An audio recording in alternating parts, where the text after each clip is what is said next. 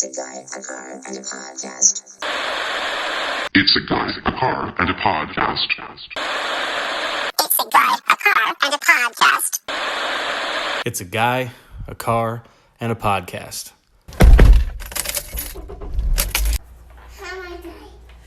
Buckle up.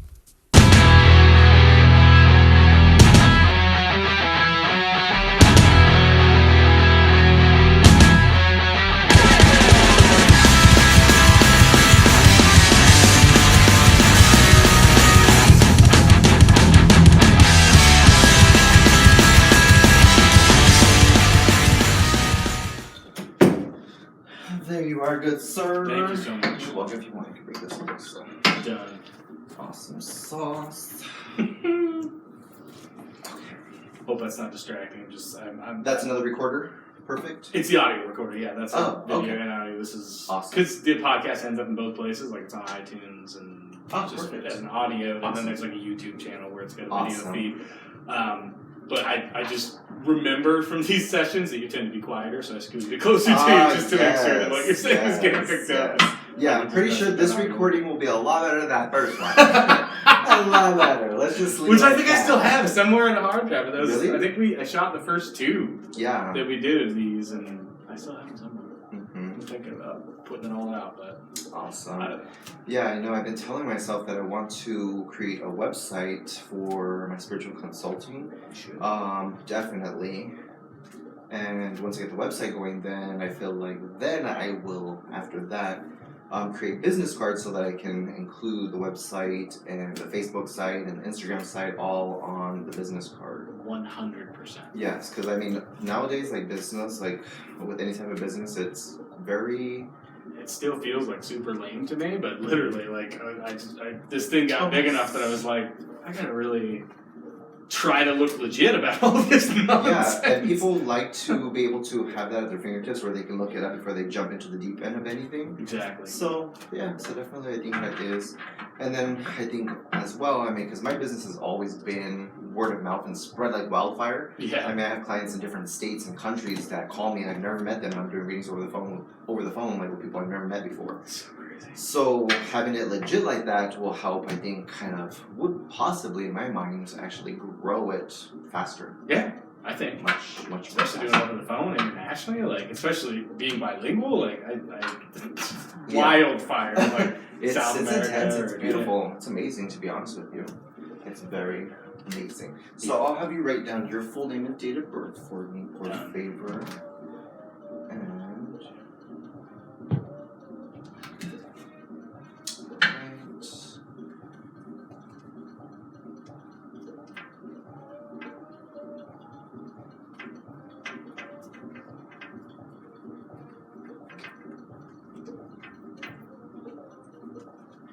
So I just put all the cards right side up so that we can have a fresh reading with Nice. nothing. You know, now that I think about it, seeing my date of birth as you do, I feel like I'm actually on the cusp of two different signs. I don't know if that's true or not. The 18th? February 18th. Is that the last day of Aquarius?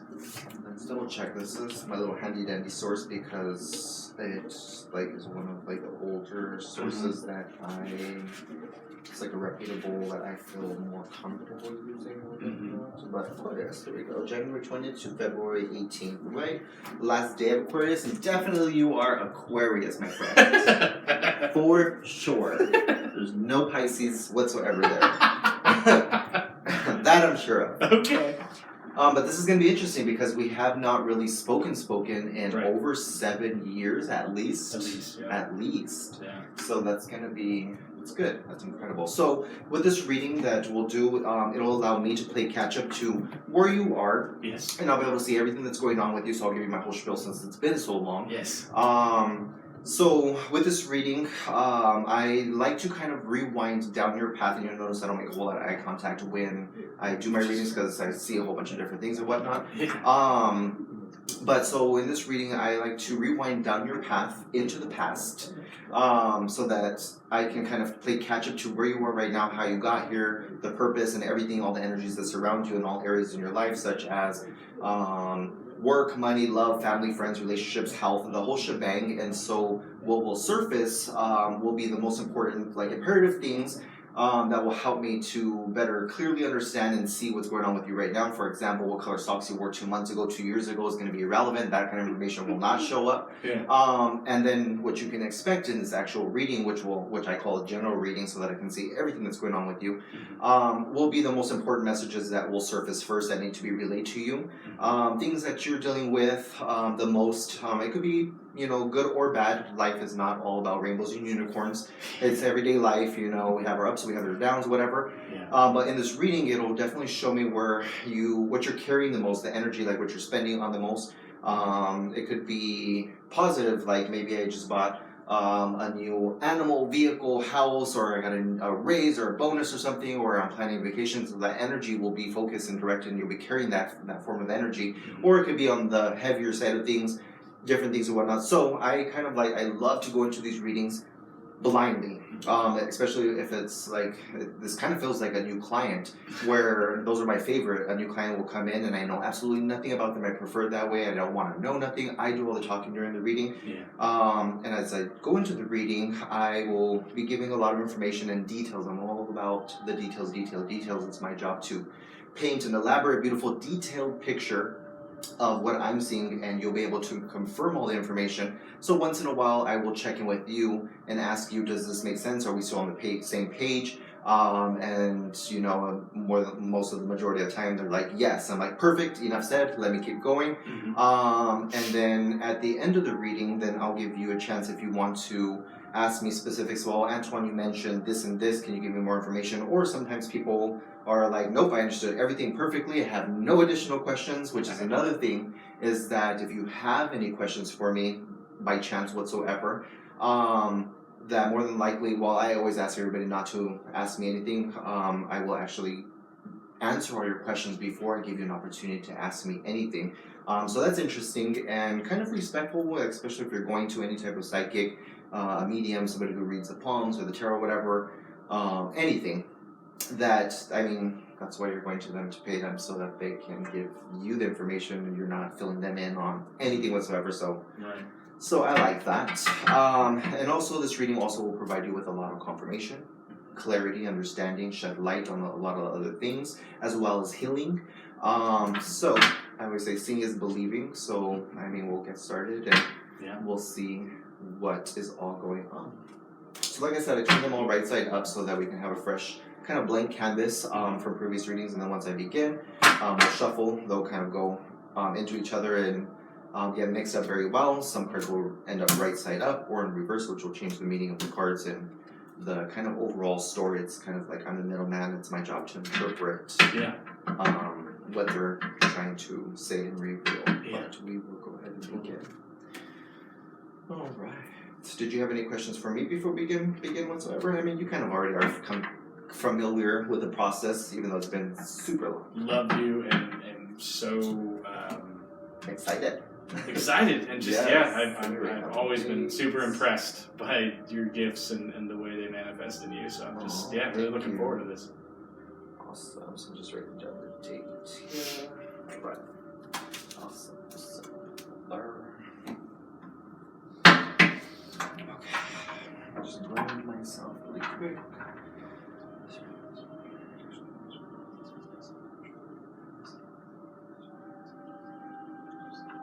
Alright.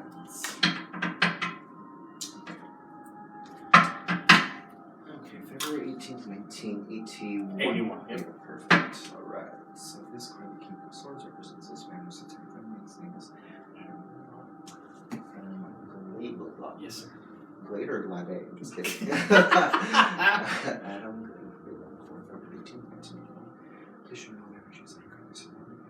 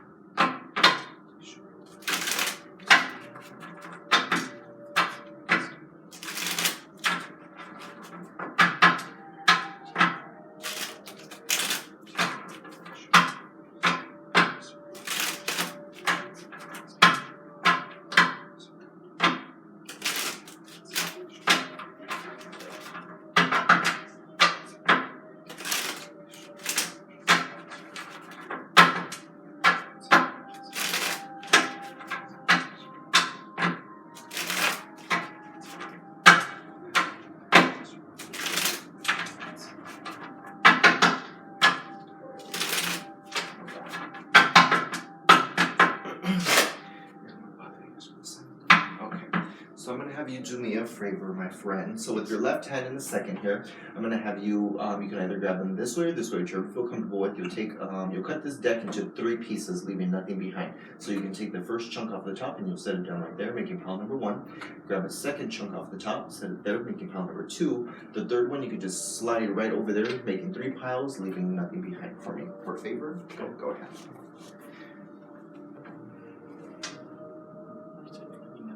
So take that one with.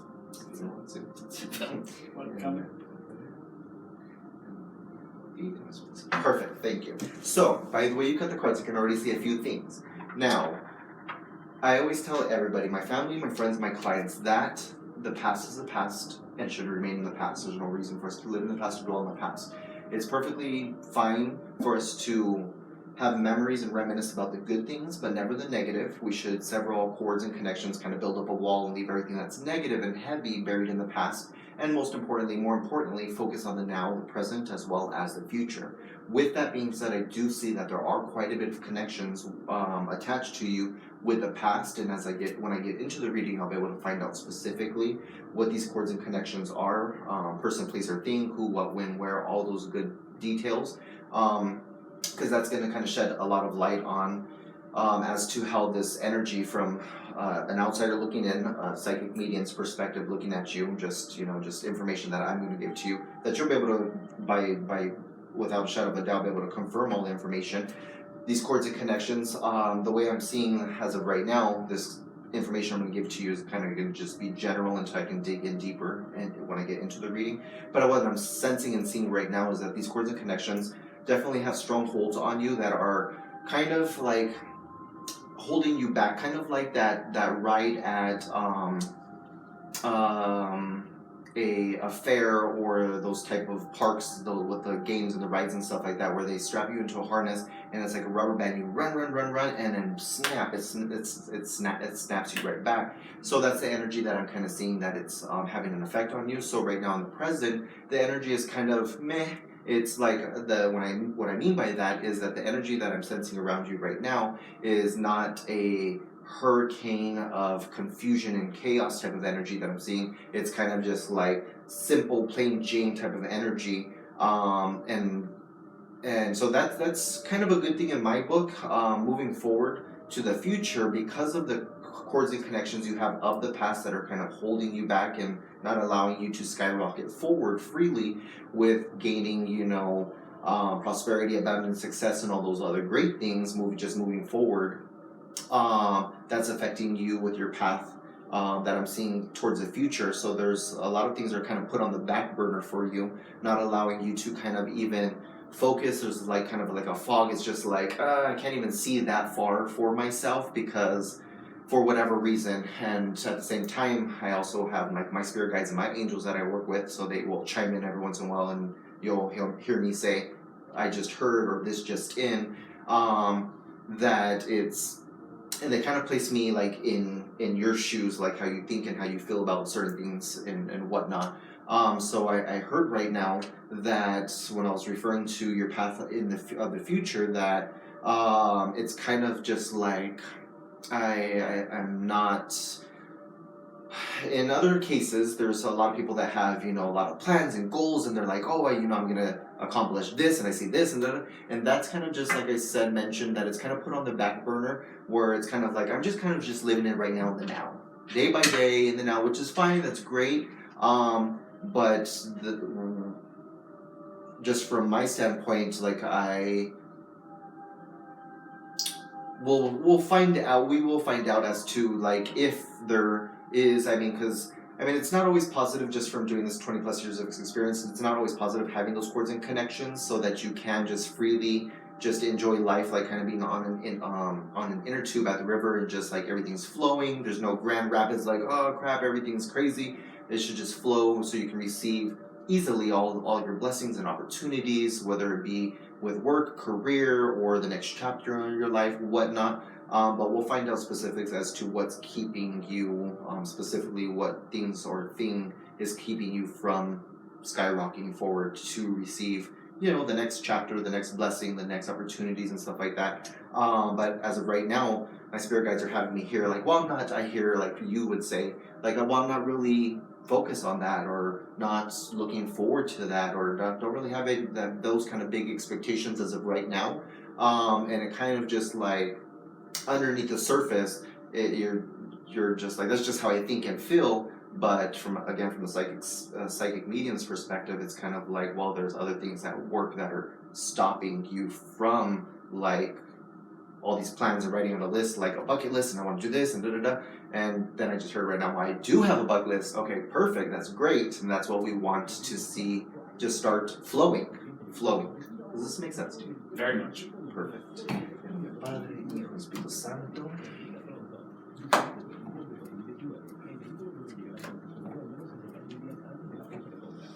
Awesome. So, as I turn these cards upside down or over, turn the decks over, they kind of give me little windows to peer through to give me a little bit more additional information as to the past, present, and the future. And again, this is just going to be a little bit of information until I actually get into laying down all the cards in the spread and be able to start the actual reading, I like to say, which will give me a lot of juicy information, a lot of details. So, with this information, the chords and connections, a little bit of information that's going to give me regarding the chords and connections from the past is the Ace of Cups in reverse. So that shows me that there is definitely like emotions involved with these chords and connections, and more than likely it can be connected, and I'll confirm this in the reading, the actual reading when we get into it, is love and relationships. There is still a pretty large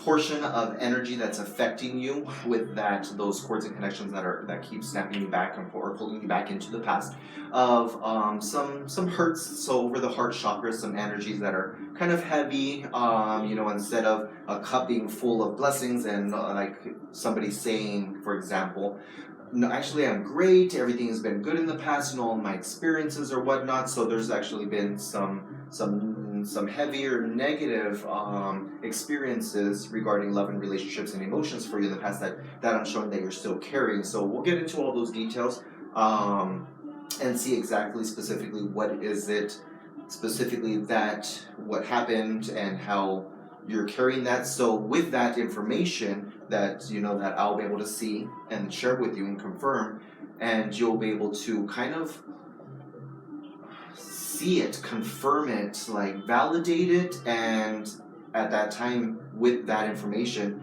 you could apply it to heal yourself, to be like, wow, I didn't realize that, that makes perfect sense, Antoine, exactly how, because every picture that I paint is specifically for the client. How I'm seeing it is for the client sitting across from me. So I mean, sometimes I'm not even aware of the messages that come through. You'll fully be understanding and aware of what comes through, specific verbatim words, the words that I use and how the messages are relayed. And like I said, at the end, if you choose to elaborate, you can. If not, I'm totally fine with either way, as long as you understand perfectly, without a shadow of a doubt, the messages that come through for you. So this is all about you right now. So we'll find out specifics as to the heavy energy, especially over the heart chakra, that is some hurt, some sadness, just heavy emotions from the past. We'll find out specifics about that. Right now in the present, with the Page of Wands, I am seeing that there is the Page of Wands right side up. It shows me that there's an energy around you in the present right now regarding work and career, kind of keeping your options open, looking for a new position, job, or keeping your options open, maybe even something new that just started regarding work and career, but there's this fresh energy. So it could even potentially be like, let's say you're, for example, and I'll find out again, I'll confirm this when I get in your reading. Let's say you're already in a company, which I have no idea as to what your life situation is whatsoever. But let's say, for example, you are already in a company, and maybe it's dead. You're at a cap, and there's no movement, there's no opportunity for growth, whatever, and you're keeping your options open, looking for another position within the company. So there's something new type of energy that I'm picking up right now. Maybe you just updated your resume, and you're just like, well, I'm just maybe I'm happy or kind of settling where I'm at right now, but I am open to something new, something better, something more. But definitely there is I'm seeing like a change. There's a shift of energy and positive regarding work, career, and obviously connected with money. That being said, mentioning money regarding the future with the Ace of Pentacles in reverse is showing me that you have already had thoughts cross your mind and kind of a gut feeling or conversations about your finances moving forward. So that kind of goes hand in hand with the energy, this new fresh energy I'm seeing right now, that because you've already had those thoughts or whatnot cross your mind regarding finances not being the best of the best, or like I know I'm going to need more money, or a balance is due or something, but it's not going to be a good thing regarding money and finances. So right now in the present, you're taking initiative to like take care of that soon to be problem once you're going to cross that bridge, and you're kind of like already preparing yourself for those money issues that either you thought about or are arriving or coming your way, or maybe you just had a gut feeling of like, I don't want to have money issues or whatnot, but as of right now in the present, you're kind of already preparing yourself and getting yourself ready when you have to cross that bridge. Does that make sense? Yeah. Okay, perfect. And again, we'll find out more specifics about this. This is just kind of like the first layer of that I'm kind of just like barely scratching the surface on. When I get into I'll be able to dive really deep into specifics for you. Mm-hmm. All right, so I'm just going to snap a picture of this just in case if you want this for afterwards. Perfect.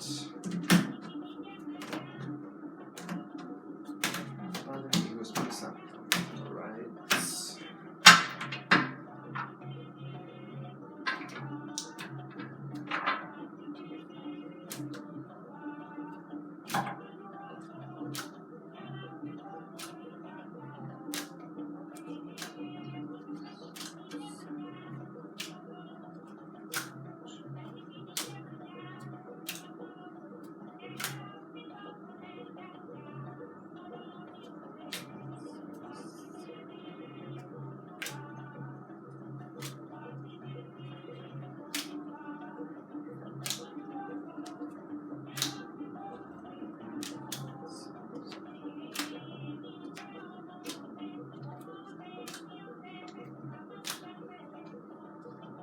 Is the music too loud by chance, you think? No. Okay.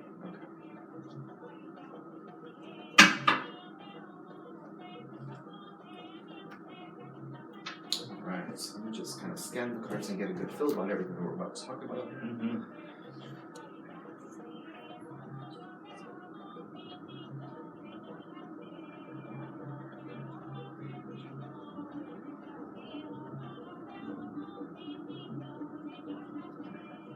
Alright, so one of the first things that I'm doing is kind of just scanning the cards to get a good feel about everything that we're about to talk about. And the first thing that I look for is the energy connected with you, surrounding you, regarding specifically family, friends, and loved ones. So that I see overall the energy is good regarding family, friends, and loved ones, that there's unity, good communication, there's, we don't have to spend a whole lot of time there. However, I am also getting that it wasn't like that, but you've gotten past this.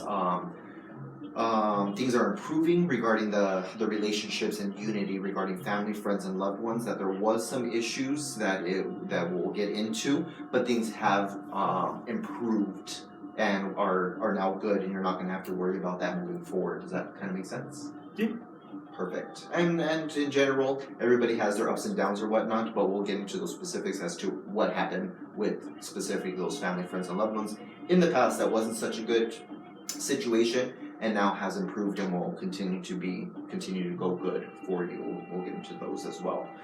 All right, so with this first card, with the Magician card in reverse, the first card, it crowns your head, sets up a foundation for everything we're about to talk about, and kind of sets the tone for the energies that are currently in the present surrounding you, and and then we'll move forward from, like I said, we'll rewind down your past into the path, or down your path into the past.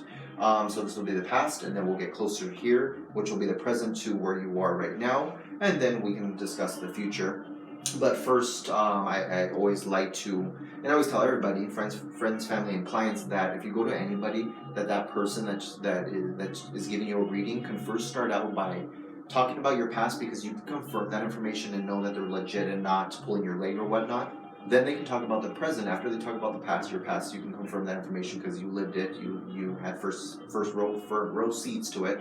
Then the present, they can talk about that, which is more information that you'll be able to confirm that they're not BSing you. And then they can talk about the future.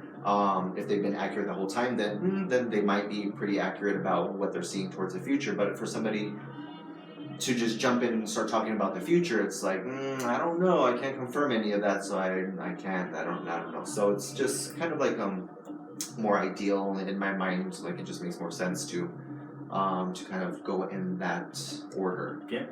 All right. So with the current energy right now, the Magician, that in reverse, it's showing me as of right now that that there is definitely blocks, like how I had seen earlier.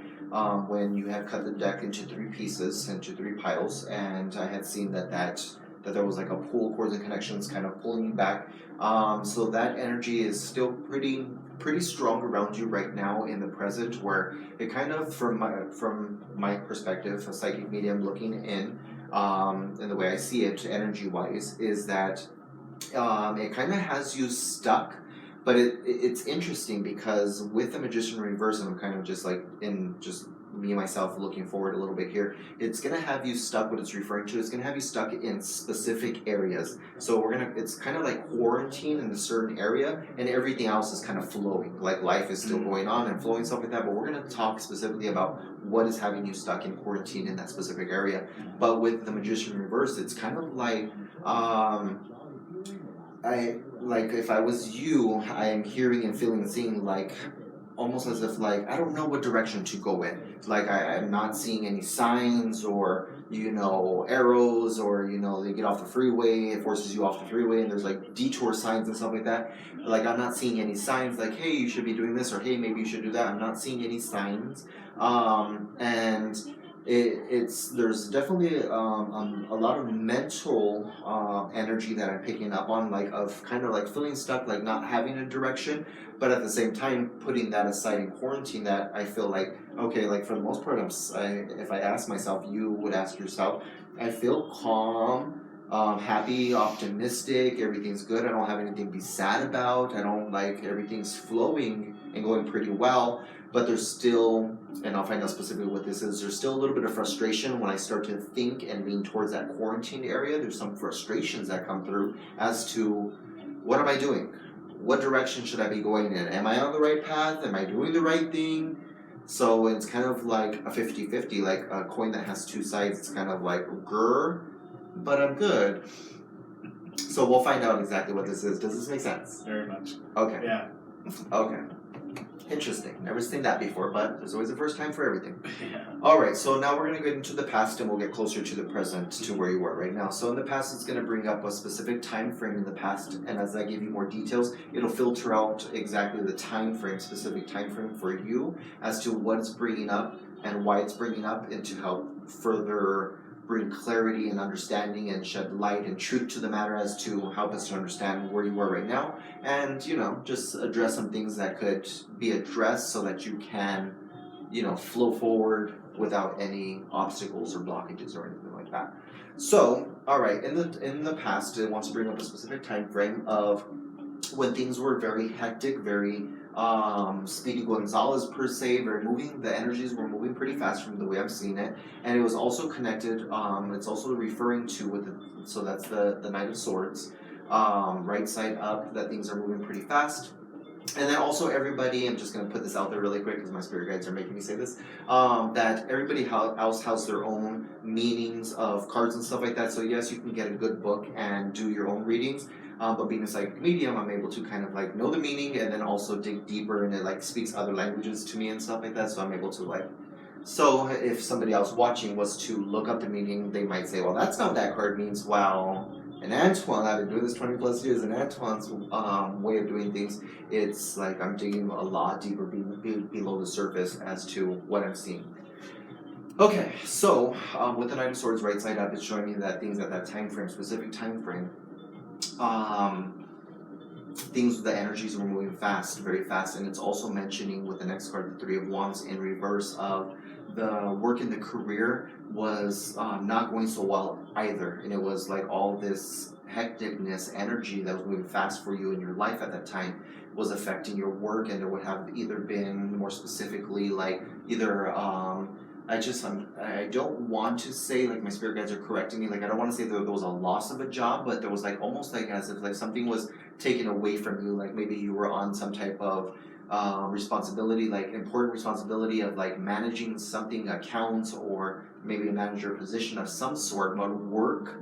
And even if you were trying to go in business for yourself, it just was not working. There was something that there was a lot of struggles. Life in general was moving fast. There was a lot of frustrations, a lot of like, I just can't seem to catch a break.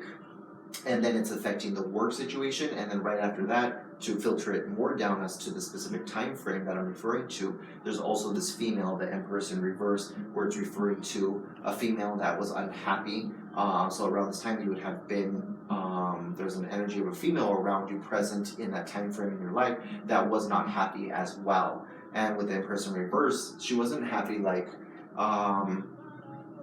there was nothing that you could have said or done because from what I'm sensing and picking up on, she was dealing with her own battles, demons per se or whatnot, just dealing with her own issues that she wasn't feeling good about herself.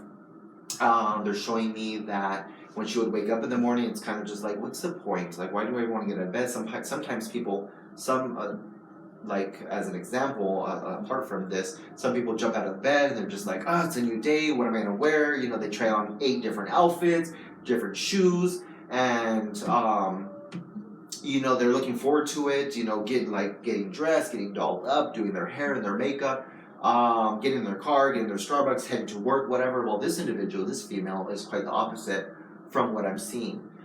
This female's energy was just like, well, what's the point? Like, I don't feel like that great about myself. Like, you know, nothing that I own is going to make me feel any happier wearing.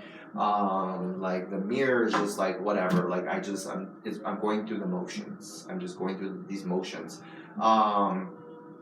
And so does this make sense about the specific time frame that this is bringing up and referring to? Yes. Perfect. So we boiled it down to one specific time frame, and there's not like multiple where I need to keep going to give you filter it more, boil it more down. Correct. I know the time frame. Perfect. Awesome. Yeah. Good. Making my job easy. Thank you. All right. Take a sip here. All right. And so after the after the Empress in reverse, we have the Ten of Pentacles, which is referring to let's see here. It's referring to a couple of different things, and as I'm talking, I kind of like dig in psychically to see like what is specifically it's referring to, and then my spidey senses go off and they're like, ding, ding, ding, that's the correct, so go ahead and say that. But I'm sensing a few different things that this Ten of Pentacles right side up is referring to, where after the female was not doing so well, there was issues with her, and I just heard right now that you took this heavy upon yourself because you're like, okay, I'm already dealing with things in my own life, and like, I can't catch a break, and then this work issue, there's issues with the work, and then now on top of that, like, you're taking this upon yourself, you at that time frame in the past, of like, I want to make you happy too, I want to make sure that you're good, but this is a lot, you would say, this is a lot to take on, and so the next card with the Ten of Pentacles, it's showing me that there's something positive that happens around this time frame, and there's a few things. It's with the Ten of Pentacles referring to like money, prosperity, as well as family, like the family energy. And also it could be even referring to, and I don't think this is the case, but it could be referring to some type of inheritance of some sort. Obviously somebody has to pass away in order for you to receive a type of inheritance or through a will of some sort. But there's an improvement all of a sudden regarding, but I'm just, as I'm pausing here, I'm just kind of like digging in psychically. It's almost like as if, okay, so now this is coming through as of like a form of energy, a burst of energy that renewed itself regarding money and finances. Like, so everything else is kind of going wrong, and it's kind of like this burst of energy. Like, I need to have stability, and that requires money and finances, and for that bank account to kind of start building up, like Mario. Super Mario Brothers or whatever, it's like the coins are like ding ding ding ding ding ding. That needs to happen. So I'm seeing a freshness of energy coming from you. Of like, that's what I want to focus on. When everything else is kind of falling to the side, to the wayside, and not going well, and I have no control of it. What I can control and what I want to do is focus on my money, my finances, because I feel like that's gonna, at the end of the day, that's gonna help. That's gonna like help. That's gonna be my focus. My main focus is the money and finances. Well, that was difficult to do after that burst of energy came through and that mindset, those thoughts crossed your mind. The 10 of Wands was just like, ugh. Even though I had those thoughts and I want that, there was weights like anvils holding you down, problem like heavy block and roadblock and obstacle after obstacle, and there was no change regarding that. There was stagnant energy, and it's frustrating. That can be very frustrating because it's like, ugh, like I woke up and it's a new day and I know what I need to do and what I want to do, and it was like no matter what I did or tried, it was not budging. Does that make sense? Okay. And then so after that, that took place. That was the 10 of Wands in reverse, and then the Death card in reverse, showing the stagnation, that there was no change, there was no movement there. With the Lover's right side up, it's showing that, okay, so since that wasn't going well, you would say, since that plan didn't prevail, it didn't go through with the money, the finances, let me just focus on that love and relationship. And it was kind of like, okay, let me, again, a new burst of energy, let me just focus on improving this and making this work. Maybe that's where I need to go. And which leads my spirit guides, just led me back to right now. The first card, I don't know what direction to go on because they just said right now, I tried that. I had that thought, I had that burst of energy, and it didn't work. I tried this, I had that burst of energy, and it didn't work. So now, WTF, what do I do now? Okay. All right, that was what was said. So we're still talking about the past here. With the Lover's card right side up, it was like a burst of energy, like, okay, well, let me focus on improving this love and relationship. And it was a burst of energy coming from you on, let me improve this, let me see what I can do, give it more time, attention, everything and anything that I need to do to cater to this and make this work. And then with the 4 of Wands in reverse, it's showing me that around that time frame that you had that burst of energy within your home, the roof under your head, around that time frame, at that time frame, the energy was bad. The energy was already stuck into the walls, into the items and everything, that it was bad. The energy was just, it was like soaking wet, and there was no drying that to dry it, clean it, recarp it, and without energy, that wasn't done for that relationship. It was just already like a hurricane already hit it, and the damage was done already. There was no improvement for that, I see. So with that, once you receive confirmation, like, okay, it's done. It's, I try to improve it and it's not working.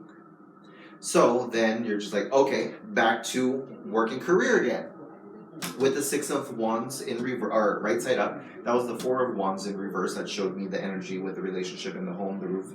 So were you guys? I don't like to ask questions during the reading, but I'm gonna I'll just make a statement that possibly you guys were living together, for it to show me the roof that you guys were living under, and that home, that energy, the relationship, that you guys were possibly like living together or spending a lot of time together in that home, wherever y'all were at that time, because it showed me that it was soaked, the energy was soaked into that location. So either y'all were living together, or you guys just spent a lot of time together, pretty much like y'all were living together. Maybe she had her own place or something, maybe she already had her own place, but she spent most of her time there. That's kind of what it's showing me. Make sense? Yeah, the latter. That there was a home, a space that, although we didn't cohabitate, we spent so much time there, and like we cleaned it together and played with our kids there together, and it was perfect. Okay. Our home in an interesting in a way. Yeah. Okay, makes sense. Perfect. All right. See what I did there? I'm like, I don't like to ask questions, but let me just state this with how I'm sensing and stuff. That's just good. Next card, 6 of Wands, right side up. It's kind of like, okay, a new burst of energy comes over you, and we're getting closer to the present. And so after that situation, which I wish I could put my finger on the specific time frame. I keep seeing 6, like 3 or 6. So I don't know if this is months or years. 3 or 6, either months, or years ago that this took place. I wish I could put a more specific time frame and finger on it, like September 3rd of 2018. I wish I could do that at 4:30 p.m. No, I can't do that. Unfortunately, I'm not Jesus Christ walking on water. But they are showing me 3 or 6. So that's either weeks, months, or years. So, with that being said, does that kind of make sense, the time frame wise? Yeah. Okay. Alright, I know that's kind of very vague, but that's just all I'm getting with that specific time frame. So with the 6 of Wands right side up, a new burst of energy comes over you. And it's like, okay, if that's not working, I mean the damage is already done. If that's not working, then again I'm going to try to work on, like, and now this is coming through as in like more like thoughts crossing your mind of that kind of is not improving and working. So I'm gonna try to, like, it's almost like I hear you pep talking yourself, or you convince yourself like everything around me is not going to just fail. I'm not a failure, and that doesn't, that's not the final say of how I am and what my thoughts are and what I'm capable of. I know that I can be successful and productive and overall successful in other things. So that boost of energy comes through and crosses your mind, and it's almost like as if with the next card, the Fool right side up, is like, I need a change. I need to change this because with this energy, I don't want to lose this momentum of this energy. And especially being positive and optimistic, that I need a new adventure in my life. I need something new. I need a new path. I need a new chapter, or end that book and start a new book, a new novel of some sort. And I need something new. I need something new for my vision, my sights, my senses, my smell, my adventure in life. And I need something new. So coming closer to the present with the 7 of Cups right side up, it shows me that now you have these grand ideas of a lot of options and possibilities, but you would have to have learned to separate what is obtainable and your head and thoughts being in the clouds as to just wishes, dreams, and things that are far-fetched, and kind of separating the two of like what is obtainable, what is realistically obtainable, like your plans or goals and what you want to accomplish, because a lot of things just started coming in like, I want something new, and but at the same time, I want to just mention and state that it's good to put that, manifest it out there, throw them seeds to the wind, and whatever sticks and starts to grow, hey. But at the same time, like, while I do all those, like sowing of the seeds in the wind and the air and stuff, at the same time, be stable and be like, well, I still need to focus on what I need to do to have the means of surviving and, working and having my money and a paycheck every week or 2 weeks and, paying for my car and my insurance and health insurance and all that other stuff. But hey, why not say, if it happens, then great. But, instead of being the opposite, which is pessimistic, like, another day, another dollar, rah, rah, rah. No, don't be that dull in life, in my opinion. Yeah. So, that's good that you threw those seeds out there. That's great. I love that. With right now, in the last 7 days or 24 hours, now we're very close to the present here. With the Temperance card right side up, there's actually a sense of peace, more sense of peace. So they keep showing me like a glass of water when you throw, like, let's say, you throw some type of material in it, and some sinks and sticks and some just still floats, which was the separation that I was talking about of still living the normal reality, stable life, stability, money, work, career, all that stuff, and then other things that are still floating and pending. But a sense of peace regarding that. It's kind of like some things are kind of just coming together. Like some things that were floating are now becoming manifesting and sinking to that stability and being like manifested into something that's real and physical and touchable, and you could see it, smell it, feel it, taste it, everything, sense it. So things are starting to come together, is what this card is showing me within the last 7 days or 24 hours. So earlier when I had said that you're not seeing signs, at the same time you're not looking for signs, but it's awesome when the seed manifests and it starts to grow and you're just like, oh, but try to keep in mind, like, I wanted that. I thought about that. And look, it's happening. So just trying to be conscious and aware that happens. That happens so that you can count your blessings and be like, maybe that law of attraction does work in some way, shape, or form. Because it does, in a good way or a negative way, or good or bad. I mean, the universe doesn't know how to differentiate. They're just like, oh, you asked for this? Okay, like a magnet attracted, it could be good or bad. So right now there is definitely a sense of peace and calmness around you and just kind of clarity of mind. Now my spirit guides just had me hear you kind of like a donkey kick. How do you say, like disagree with that, with the calmness in your mind, like stillness of your mind where your thoughts are clear. You're just like, okay, I'm getting the hang of this new path, this new, beginning of this book, this empty book that I have, and just the pages are barely beginning and stuff like that, and it seems pretty clear. But I'm also hearing now the sense of the unknown, those other blank pages. It's like it's hectic, it's crazy, it's frantic, it's like it's frustration, it's doubt, it's worry, But remember, again, this just again, you planted these seeds of, I don't know what to expect, but I just know it's going to be good, and try to remember you said that. Try to remember you thought that and you felt that. Does that make sense? Yeah, very much. Okay. But because at the same time, being an Aquarius that you are, February 18th, that your mind is quick, and sometimes we could be our own worst enemy. Our mind, sometimes they say, there's a saying, an idle mind is the devil's playground. That kind of goes hand in hand with what I'm saying, as to like, okay, like, yes, I wanted this new path, I wanted this fresh new start, blank canvas in life, new beginning, new empty journal book, beautiful book. It's, but the pages are blank, and then there's times where it's just like, oh my god, those pages are blank actually, like they're really blank. Does that make sense? Yes. Okay, you're just like, I don't know. There's a surety there. It's just like, hey, gotta take it day by day. Another thing that you told yourself. I'm just gonna take it day by day, but you're just like, oh, but the anticipation, you're gonna be fine. You're gonna be fine. Thanks. So, but moving forward with so that was temperance right side up.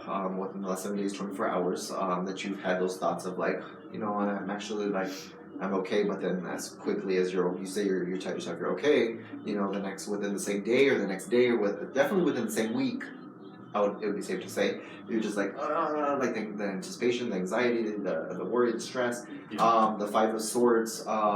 Sometimes us as air signs, we get bored. We need we fill our life, our agenda, our schedule with busy, no downtime, and then sometimes we're just like, okay, after months, years go by of that, it's like, stop all of it. I'm exhausted. And then we just want peace and quiet, Buddha, meditation lifestyle, crickets, and then we're like, now it's too damn quiet. I gotta get back and fill my schedule back up. That happens. That will happen. And so that's what's gonna happen. That's where you're at right now. Is there's this quietness right now. Yeah. And you're gonna start finding something to like push you and motivate you and like, ruffle your feathers so that you can be like, I need that. I want that. It's too damn quiet. Yeah.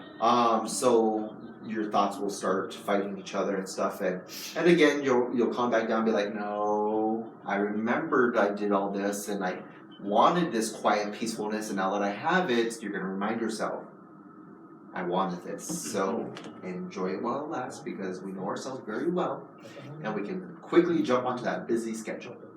So there's going to be, it's not going to take months and years of rah to enjoy that peace. You're going to like get back and you're like, no, I remembered that I wanted this and I'm going to enjoy it and take full advantage of it while it's here. So that's kind of the Five of Swords right side up, that but then the Star right side up shows me that you're going to be back to enjoying yourself and also finding yourself as the Aquarius that you are.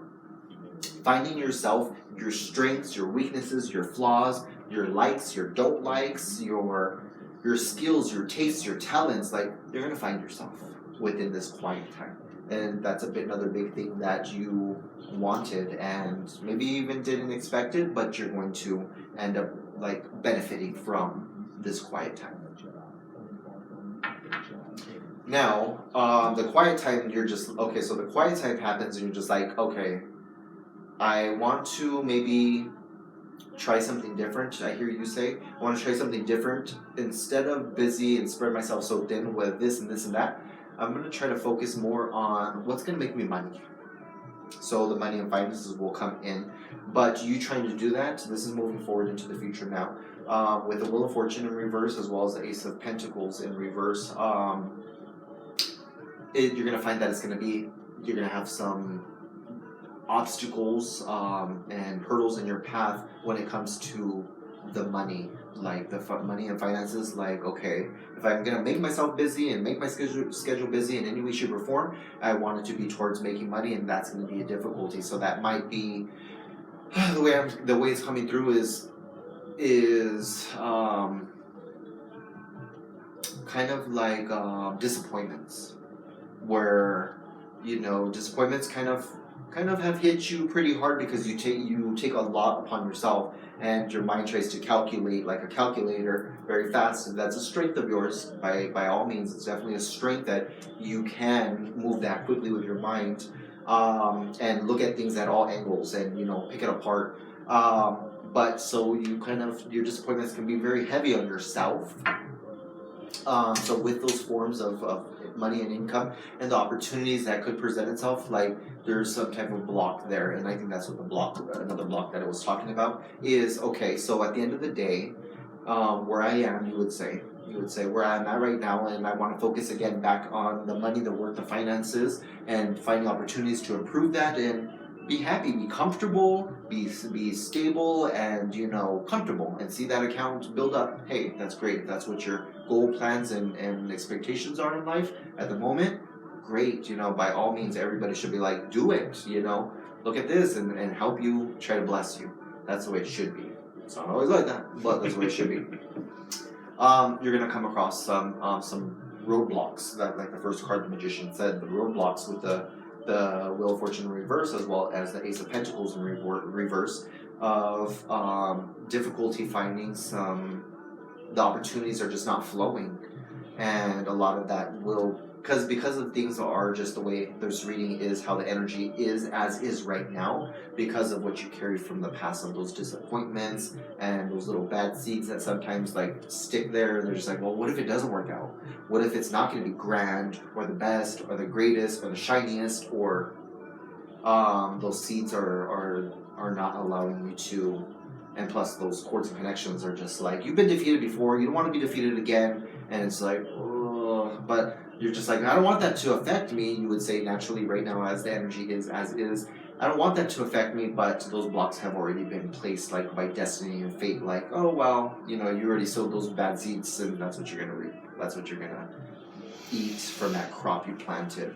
And another thing is, we'll kind of put that on hold with moving further into the future. Another heaviness, part of the cords and connections that hold you back, is that emotion, that Ace of Cups in reverse that we had seen when you cut the decks into 3 piles, past, present, and future, with the Ace of Cups in reverse, and that heaviness over the heart chakra, of the emotions and the relationship not going so well, of a relationship, specifically a relationship. But it seemed like at first and foremost, this just in, it's clarifying what I'm about to say, is the emotion, like everything that affected you from the work, the career, the female, the work, the career, a lot of the ups and downs, the disappointments and stuff, it affected you and kind of dimmed your spirit, put sorrow on your spirit, your whole spirit, your soul, whatnot, of like, hey, everything's great, I have nothing. It's like, no, there was like layers and layers and layers that kind of fogged and clouded your mind, put a wet blanket over your mind, and it was frustrating. It's like, what am I doing? What am I not doing? What am I not seeing? And then after that, of being your worst enemy and putting so much on yourself, then after that, this is still all part of the past, then there's the female that you feel was a disappointment. There's another disappointment with the female, the Queen of Cups in reverse, of like, well, that didn't go well, and I still carry the fact that she wasn't happy. She wasn't happy. She wasn't, like 100% into the love, the relationship. It just didn't work for whatever reason. And again, you take that upon yourself. Does that make sense? Yeah. So there's some things there that if it's not working and it's dead, throw in the trash. And I'll clarify on that, and I'll touch more on that, is I don't see it working. I don't see that it worked. And correct me if I'm wrong, it's pretty much ended already. And it's time for not even donating it to the Goodwill, like just as an example, donating it to the Goodwill for somebody else to possibly, another man's trash is another man's treasure. It's like, no, it needs to be just thrown away, like all wrapped up in a black garbage bag, the feelings, the disappointments, the everything, and thrown away, walk away, and never look back from that, so that you can enjoy your new path and venture and new novel and book that you're wanting. You're still carrying that trash with you, kind of like this fool that has that stick and that bag on his back. Drop that bag. Does that make sense?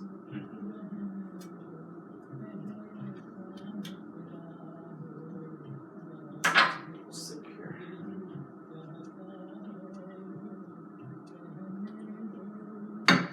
All right. So I see some difficulties, some difficulties with the work in the career moving forward, some hurdles, some obstacles, and some speed bumps moving forward. And it's almost like life is going to try to just break you of your old ways, morals, thoughts, and expectations, and shake it like a California earthquake of some sort, to shake you loose and like force rip all those garbage bags off of you, so that you can finally breathe and appreciate everything that's moving forward for you. That's what it's like. It has to happen, because you're just like, I don't know how else to do it myself. I've never thought about it. I didn't realize. I'm now hearing, like my spirit guides are having you hear you saying, I didn't realize I was still carrying those energies, or those, those disappointments, and those, that negativity. But you can't have the flip. You can't have the both sides of the coin, that 50-50. You can't have I want the new path and everything, and still holding on to those old morals and thoughts, processes, and disappointments and stuff like that. Like, you can't have your cake and eat it too, which I mean, I love to have my cake and eat it too. But in your case, in this specific scenario, it doesn't work that way. It's like you take a shower and you're like, oh, I want to be clean, I feel dirty, I've been working out all day, or working, doing construction or yard work, and I'm just filthy, and you take a clean shower because you're like, I feel dirty, I want to be clean, and then you go and put on those dirty clothes that you were working on outside in the backyard, and you put those clothes back on, it doesn't work. Yeah. Kind of, as an example. My analogies are a little intense sometimes. Really good. But, yes. Does all this make sense? Very much. Okay. Spot on. Even the analogy of putting everything in the trash bag and throwing it out is literal with me. There are things in my room, things in my closet that I just still have from when that all broke apart, because I just threw it in there and I'm like, well, I'll just deal with it someday, and just, I guess, silently decided to hang on to it.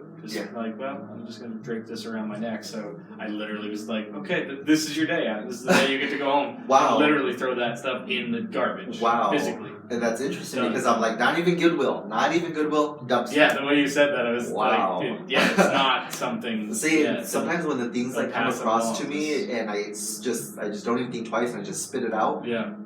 Sometimes I have no idea why I'm saying it. It's crazy. It's interesting. Beautiful. Chills. Yeah. Yes. Yeah. Mm-hmm. But once that happens, once you get shaken down, and all those little coins come popping out of you, and all those connections and cords and connections and trash bags are removed off of you, then you'll be able to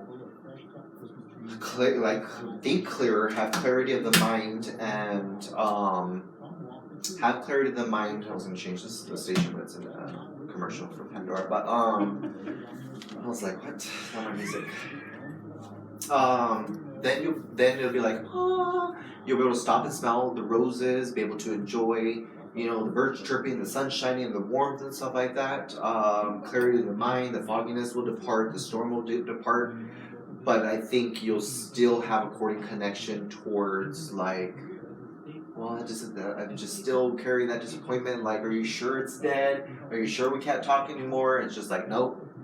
I'm just like, fine. Maybe I'll try back in a couple months or a couple more years. It's like, no, throw it all away. It's done. Just me, just an outsider looking and seeing how I'm seeing the energy. And then once you finally realize that, okay, it's done, then you're just like, you know what? Me again. Focus on me. Well, let's fast forward it to that me again part. Let's just cut all the BS out of the picture, all the unnecessary actions and failures and more disappointments, and go straight to the just bypass to the me, I'm a fighter, I'm a winner, and I know what I want, and I'm going to get it. That's what I would like to see. Me too. Good. I'm glad we can agree on that. But yeah, so definitely. Usually, I don't know, like usually I will ask like, because we've come to like the end as far as that I'm seeing regarding this general information that I'm caught up on, let me ask you this. Yeah. Did you have any questions for me when you first came today? My spirit guides just said, correct me if I'm wrong, they're just like, actually no, I don't have anything in mind, let's just see what Antoine says. Literally, yeah. I didn't come here expecting solutions. I think I came here because I have a great deal of respect for your gifts, and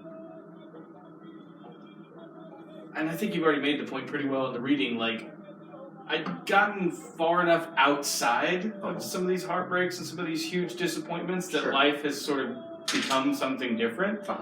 But there is sort of this weird stagnation that you brought up of like, there are a lot of things that I want, and there's efforts that I'm making, including the podcast. I'm doing a lot of music and stuff now. I put out like a documentary film. Like I've been just trying to be right up your alley, creative, and productive. But for the most part, all of those things have seemed to fall flat in the sense of, consumption and recognition and praise. Like it doesn't seem like it's really getting a whole lot of attention and stuff. So things like that. Both in the vein of me wanting to be recognized as an artist, but also monetarily. Yeah. That I'm trying to like figure out how to monetize the things that I do, so that maybe I can like quit the day job and like be an artist full time. Right. Has been kind of so. Me coming here today was more just like my hope is that he's gonna say something that's not even probably something that I don't already know. Okay. But he'll say it in that Antoine way, and in the way that his gifts function, that'll help me grab onto it. And then you just like painted it like just a visceral, physical do this picture. Like that whole garbage bag thing was like, you should have done this 2 years ago, and you know it, and you've been taking that shower and putting on those old dirty clothes every day for 2 years. Right. So now I'm just going to say it. I'm just going to say, go get the garbage bag right now. Right. Put all that crap in it, put it in the trash, and wait to see what happens to your life. Wait for the next days and weeks and the way you wake up, and everything just fresher, because... As you're talking, I'm getting the chills, which are my spirit guides, my spidey senses that are telling me my eyes are getting watery right now because the energy is so overwhelming. That with what you were saying is like, okay, I'm trying to move forward with, the career, the work career, which is stability, normal everyday reality, as well as try out some other projects. And while you were saying that, I didn't want to interrupt you, but then you kind of just touched on right now the end of what you just said.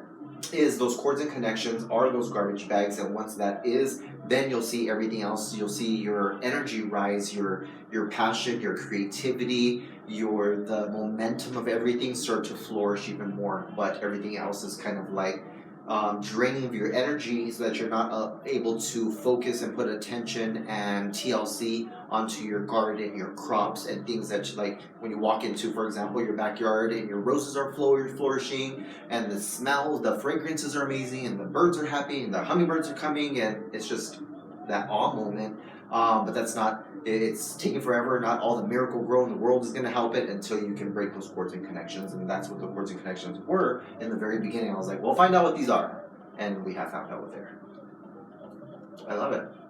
Same. I love it that this, like I said in the beginning also as well, is that this reading will provide you with a lot of confirmation, validation, clarity, shed light on a lot of things, as well as healing.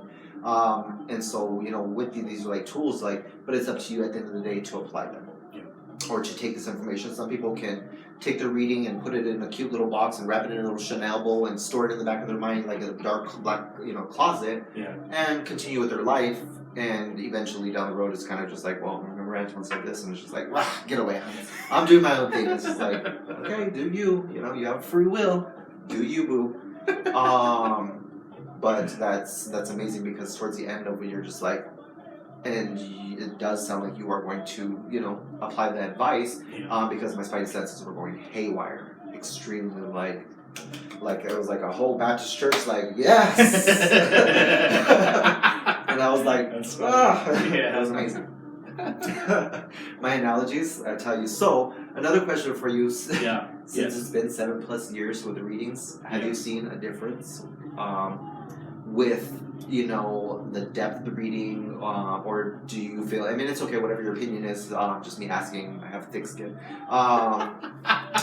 that, from your experiences in the past, was it pretty similar, or would you say it's, intensified, grown, or evolved, or whatnot?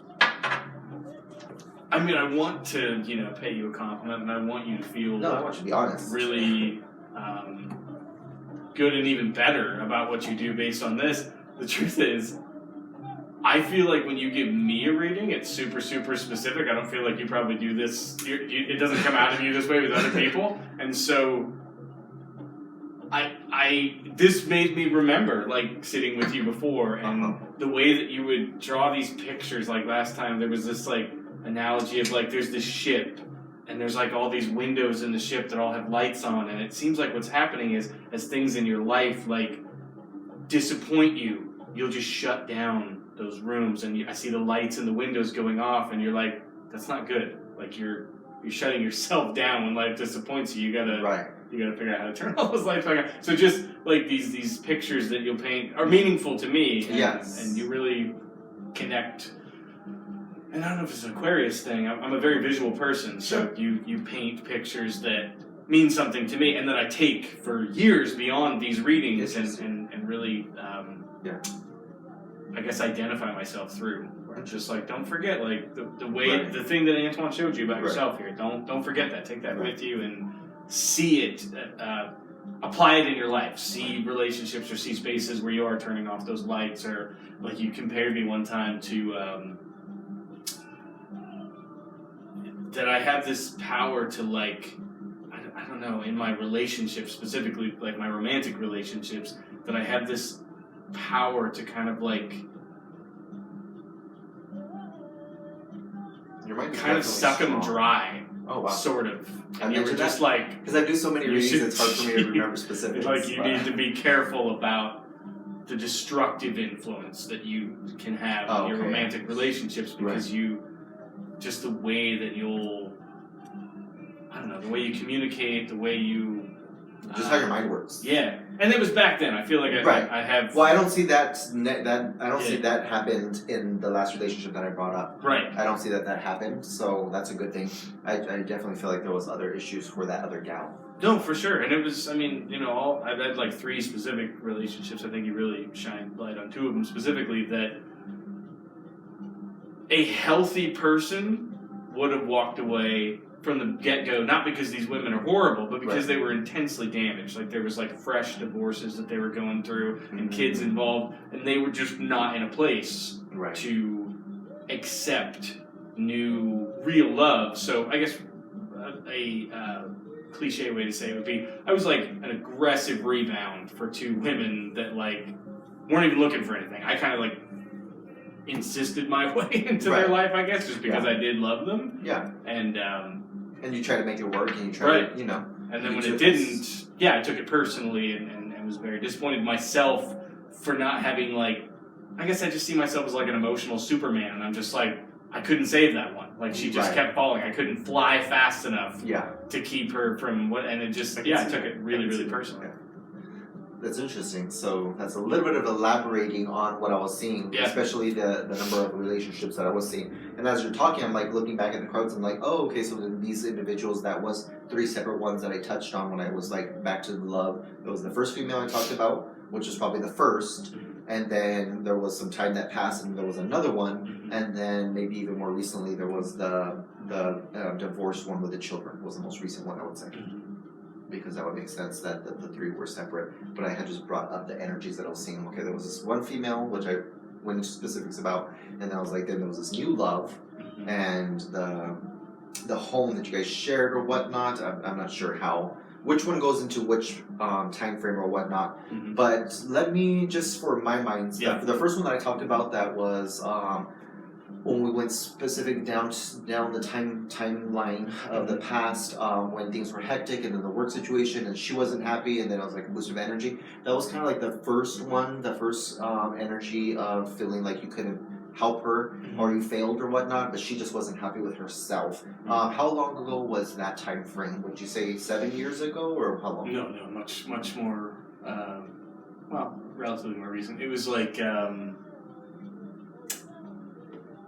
I'd say like April of 2016 to like September of 2016. So that was the one that was 3 years ago. Yeah, I guess it would have been about 3 years ago. Okay, and then which one was the one that was 6 months ago? It was 2 years ago, but the most recent, the one where the home that we shared and the kids and all that stuff. Oh, okay, that was 2 years ago. That was 2 years ago. Oh. 6 months ago, I mean, I have had our relationship Okay. since then. It was kind of tough for me because the one from 2 years ago was the biggest hurt, the one that I think I fell most deeply in love with, and when that didn't work, like a big part of me just shut down after that, and I lost hope. Like hope just went away. I'm like, I'm not gonna stop. I'm gonna stop thinking about wanting this in my life because I've never wanted it more than that, and now that that's gone, I don't want to deal with this anymore. Right. So probably 6 months or so after that happened, I did meet a girl. I liked her a lot, and I think she fell pretty quick, and I think she wanted just a lot more than I did. So for the 6-9 months or something that we were together, we had a good time, but it was a lot of between us having a good time, me just kind of reminding her like. Did that last for the 3 months then? If that wasn't, let's say it was 9 No, it months was longer ago. than 3 months. Oh, okay. But it was just Because about 6 months ago. Probably. The reason why I'm asking about time frames is like to help me, because there's sometimes with some readings where I'm like, I can name specifically like months and years and stuff, and probably because I was picking up on the 3 separate ones, it was I could not put my finger on it. I was getting the 3, the 6, and they emotionally overlapped. I mean, I think part of what was unhealthy about it is with the first one, like I moved to Utah for the first one, and I was there for like 5 or 6 months of like 2016. And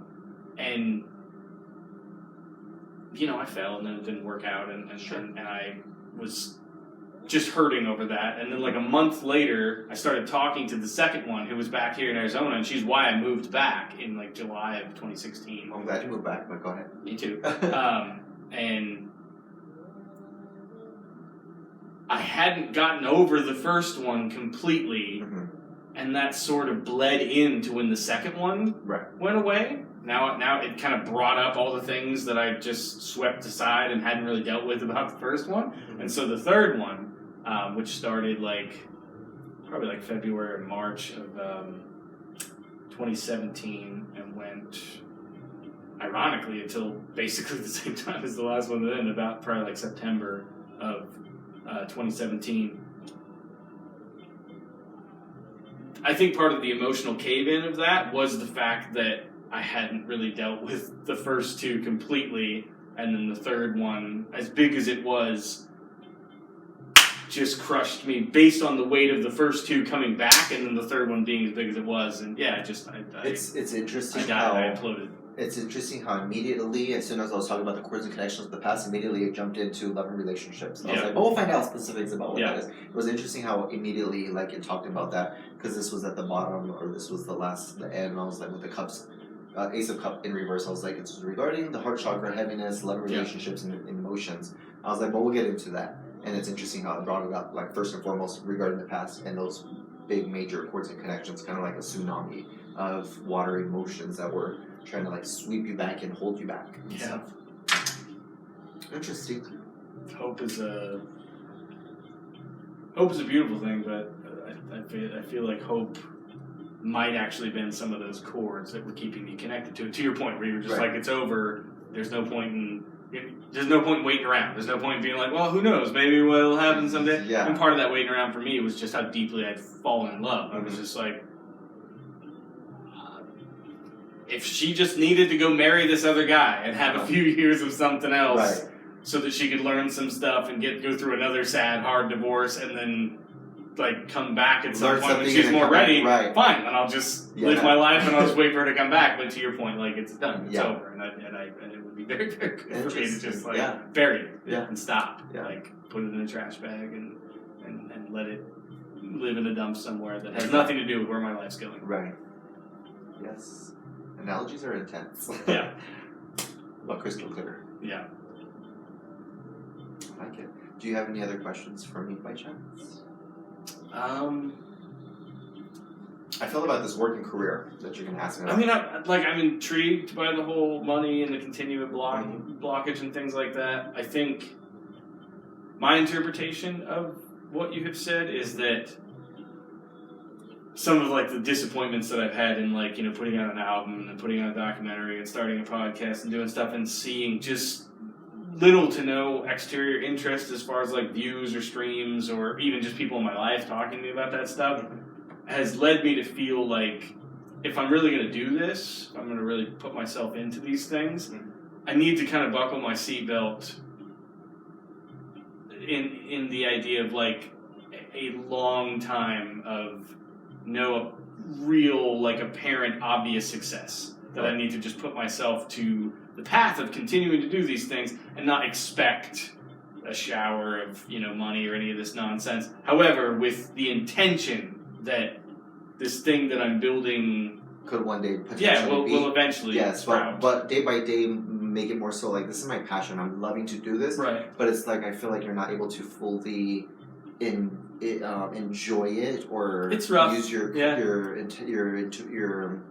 creativity and your passion and stuff like that because of these things that are kind of like holding you back and not letting it thrive and move forward with the success. Yeah. But once those cords and connections are severed and a wall's built up, then you'll have more rest, you'll have more energy, more clarity of mind, and then you'll be like, oh, I can take this to another level, and then before you know it, without even expecting it or setting a date of when it's gonna grow, it'll kind of just already just be flowing in, kind of like the Hoover Dam wall breaks and it just starts to just happen.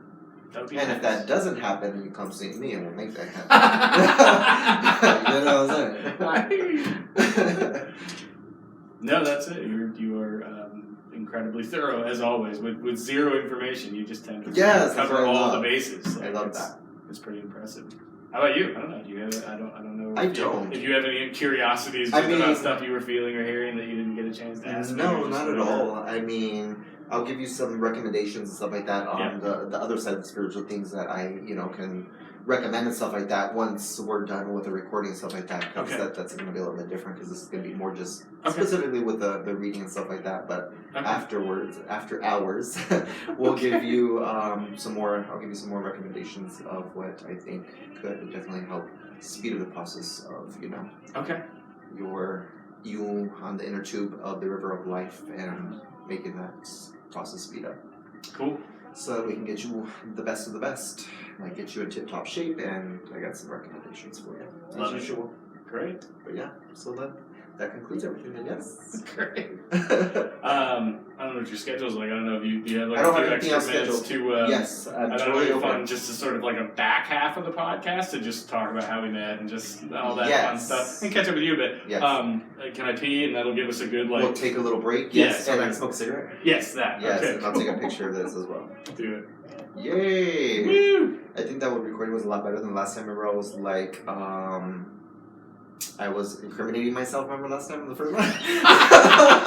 Do you remember that? I was like, why am I still saying it? Woo! Yeah.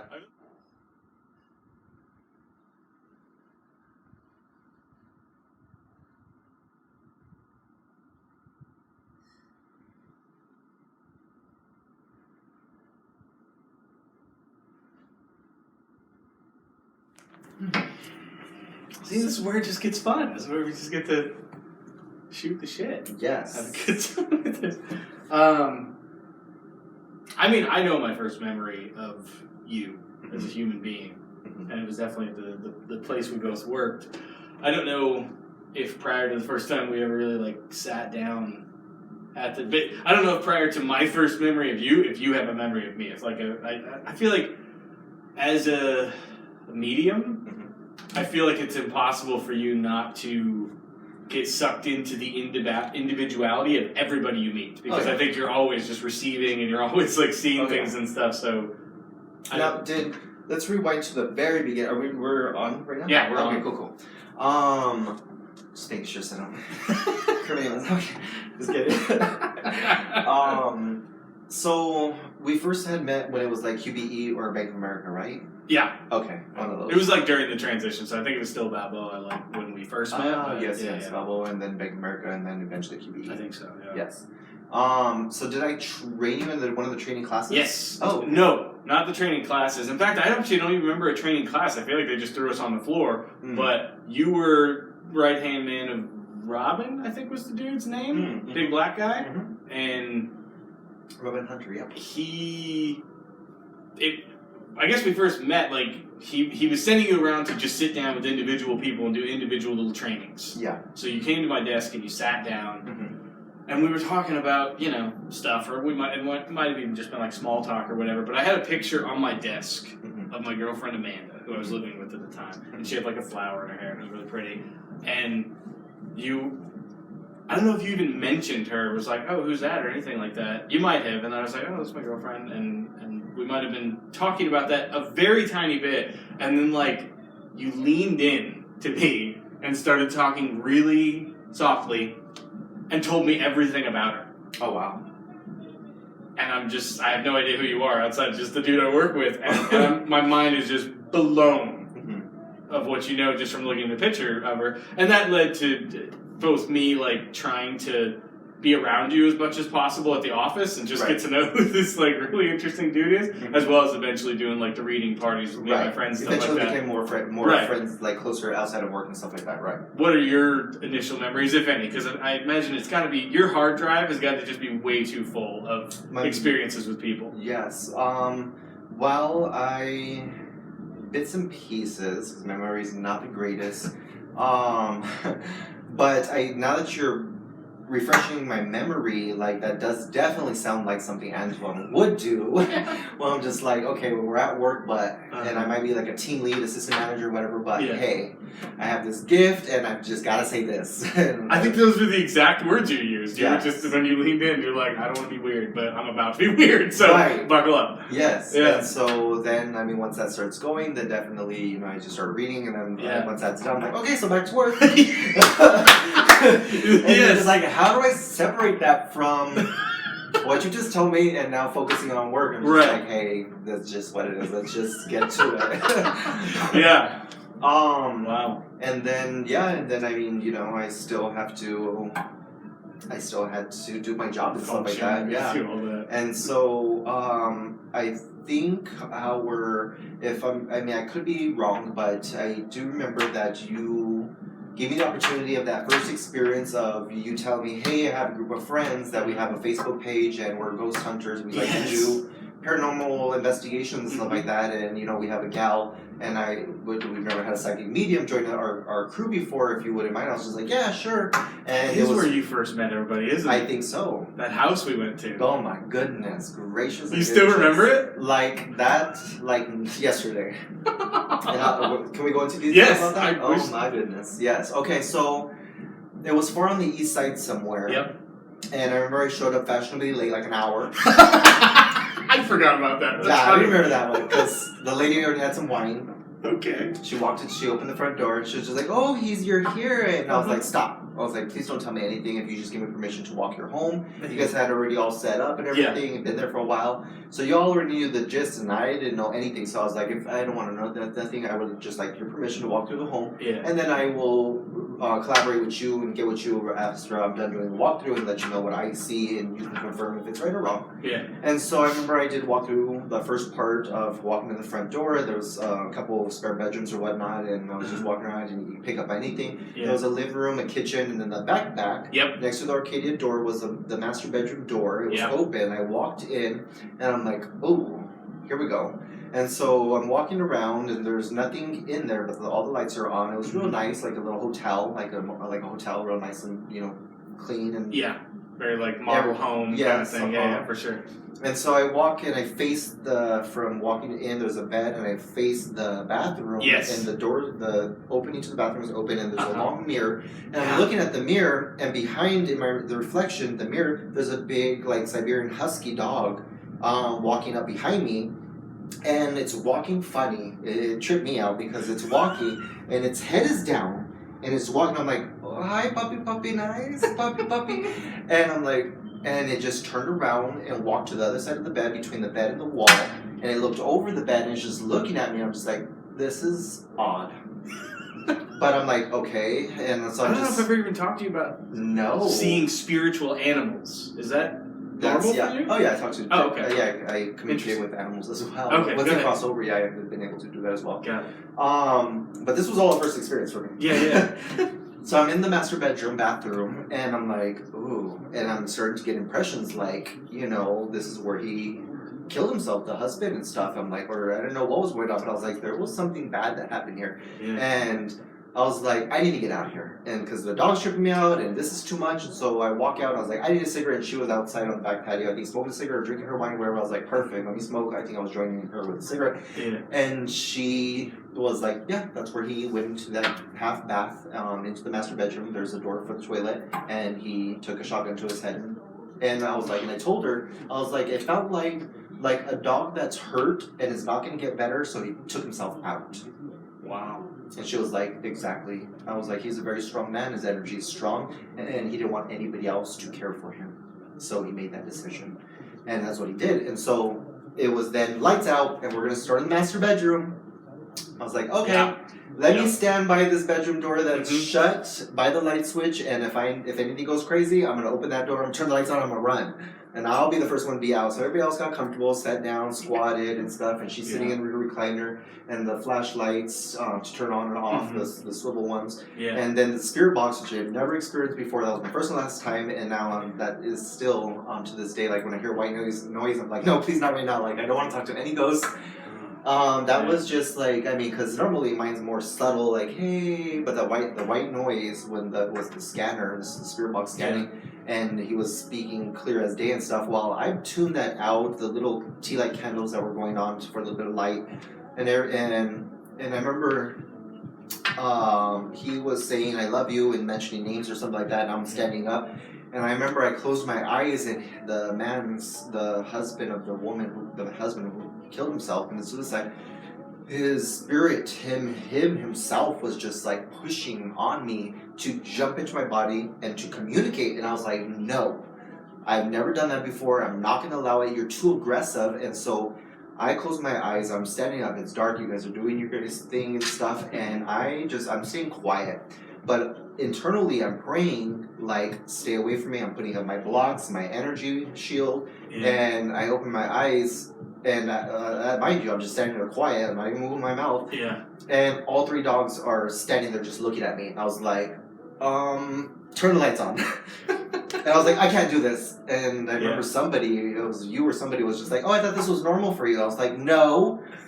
I'm like, he wants to jump in my body and take over, and the flashlights went on or something like that. I was like, but it's not going to happen. I remember that. I didn't remember until you just said it. Wow. It was, watching it was intense, because part of what was weird for me about that ghost hunting team is like Chris Sidwa, essentially the leader. Like, he was the most involved in it, in tune and stuff. Oh, okay. Just as far as like he'd seen things and throughout his life, and he'd always felt like he could hear or he could feel things, stuff like that. So he was usually the barometer. Like, I would follow Chris from room to room when we were doing stuff, because I figured he was feeling it. But I don't usually ever feel or see anything. Right. And so watching you were just like pinned up against the door, like breathing really funny. I think you even started to cry. Like, it was just so. And then you were just gone. And you just like were like, I gotta go, and you were like gone from the hunt, and we kept going for like another 4 or 5 hours or something like that. But I think that might have been the first time that what we were doing as ghost hunters hit me viscerally, where I'm like, oh, this isn't messing around. And we saw things in other houses, and I had some experiences, and stuff followed me home, which was weird. Where like, but so from the ghost hunting experience, I think everyone having gotten to know you there and having gotten to feel that you're not messing around, that it's a very real connection. I think from there is when we decided to do the reading parties. Yes. Where we did it too at our me and Amanda's apartment, and everybody showed up. And and there was a couple more memories that I have after that as well, like having that one spare bedroom in your apartment when I had the table and stuff. Yeah. And you had recorded. I think your reading was the only one that was recorded. But there was another gentleman that was there, and I was like, I just want to read you. And I remember I was like, you carry something, like you're kind of like possessed or something. And I remember I was like, give me a moment. And I remember I bowed my head and I started praying the Our Father, and which was like kind of like a thing that I do to get a reaction if the person's possessed. Well, he started looking at me like he was gonna jump over that table and take me out, and I was just like, you do have something in you. I was like, okay. I was like, we'll take a break, and we went outside to go smoke. And I remember I think it was at night around that time when you guys were playing the guitar. You were playing the guitar and the acoustic of Sublime, Now Practice Santeria, and I wasn't having it. I was like, this is amazing. Like I love the song. And then we had another party with the spiritual cleansings, which was my first and my last, because that was intense and took a toll on me. And I was just like, oh, I can't do those kind of parties with spiritual cleansing after spiritual cleansing. Like, it was just a lot. Yeah. I don't remember that guy. It's like just because he wasn't part of the like group. Yeah, he was. Like he just got invited and wasn't even planning on participating. And I think either you or we or all of us like talked him into it. Yeah. And then you told me later about the experience. I'm like, damn. But I mean, I think Chris and Christina had been trying to have a kid for a long time, and I think you had told them that there would be like multiple kids. They've had a son since then. They've split up. They're both on like different lives and stuff like that. But I remember them being very impacted by that, just because of the emotional toll of trying for so long, and for like a trusted voice to like confirm to them. They're like, hey, just keep trying, because there will definitely be fruit from this, and that was real nice. And so they did have a child. A child, yeah, son together. Oh, nice. Yeah, who's flourishing. He's a beautiful, healthy, beautiful boy. Just awesome. Chip off the old block. I just texted Chris the other day because we don't like see each other. We don't talk a lot. Similar to you and me, and him and his girlfriend, fiance. I think they're actually getting married next year sometime. They do a lot of cosplay. So I was like, we should sit down and like do a podcast, and you can tell me all about like the cons and cosplay, and we could talk about the ghost hunting. He hasn't come back to me. I don't know. We just don't talk a whole lot. But yeah, like that time in my life was just full of adventure for me. Like Amanda specifically, like she was just such a vibrant spirit, and she just really brought a lot into my life. And it was. I mean, it wasn't too long after that like I broke it off with her, and then we lived together for well over another year, just because we had that apartment together. And I don't know, went from like, she was pretty upset about the breakup for valid reasons, but a few months later kind of got over that, and then we became better friends than we ever were, like lovers. We don't talk anymore because the dude she's with now like doesn't enjoy the idea of her talking to dudes that have been inside her, but that just You came into my life at a time in my life where there was just a lot of new experiences, and like I grew up Mormon, I went on a mission and all that stuff, and I got married to a girl and we got divorced, and that was in like 2009, so we got divorced. And then I met Amanda like a year or two later, and then I got that job. So you were in this phase of my life where I was like, I'm not gonna be that anymore. That's not gonna be a part of my life. I'm gonna go a completely different direction. And so everything was just new, including obviously like tarot card readings and like spiritual cleansings, and just this whole different mystical way of thinking. Like to think like the trainer / team lead, assistant manager, like has a whole another life apart from the bank Yeah. scene.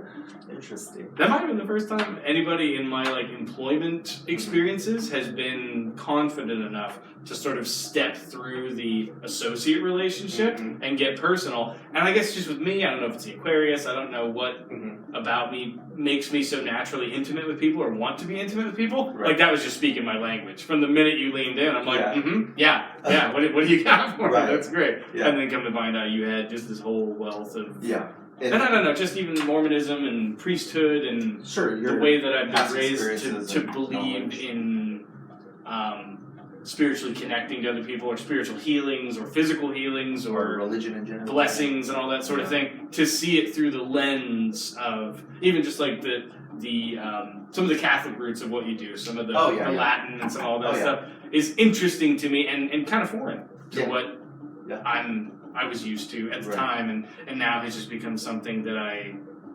enjoy. Right. It's a really nice breath of kind of theological fresh air to be like, this is valid too. Right. And on like to piggyback off of that, like this lifestyle, I consider myself a huge skeptic, one of the biggest skeptics that people will ever meet. And then you take a look around and you're just like, and look at my life and you're just like, skeptic, really?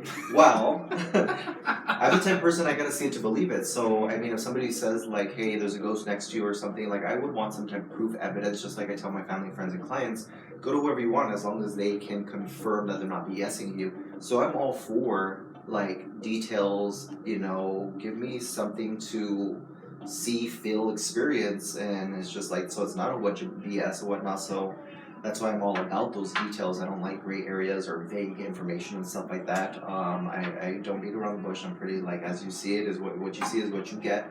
But I didn't, growing up, I didn't have anybody to teach me. It was like both sides of my family, the roots and stuff. And when I'm born, I got this blessing of being inherited with all these different gifts, and I had to myself figure out what it was, make sense of it all and use it and stuff. And I mean, when I picked up the tarot cards, I was 11 years old and I had not met my father yet, my real biological father. I was 11 years old and picked up the tarot cards. My mom had to drive me to go get some herbs at an herb shop, and they had different decks of tarot cards. And when we were paying for the herbs, somebody told me to look over, and one of the decks out of the many on the shelf were glowing. Walked over, I went through them. I was like, I feel like I know what these mean, and I have to have them. So my mom purchased them for me. I went home and closed my eyes, shuffled the cards, and I remember seeing this old man sitting in a recliner, coffee table in front of him with the tarot cards, an ashtray, a cigarette, and a cup of coffee, and people walking by in front of him, paying him no mind.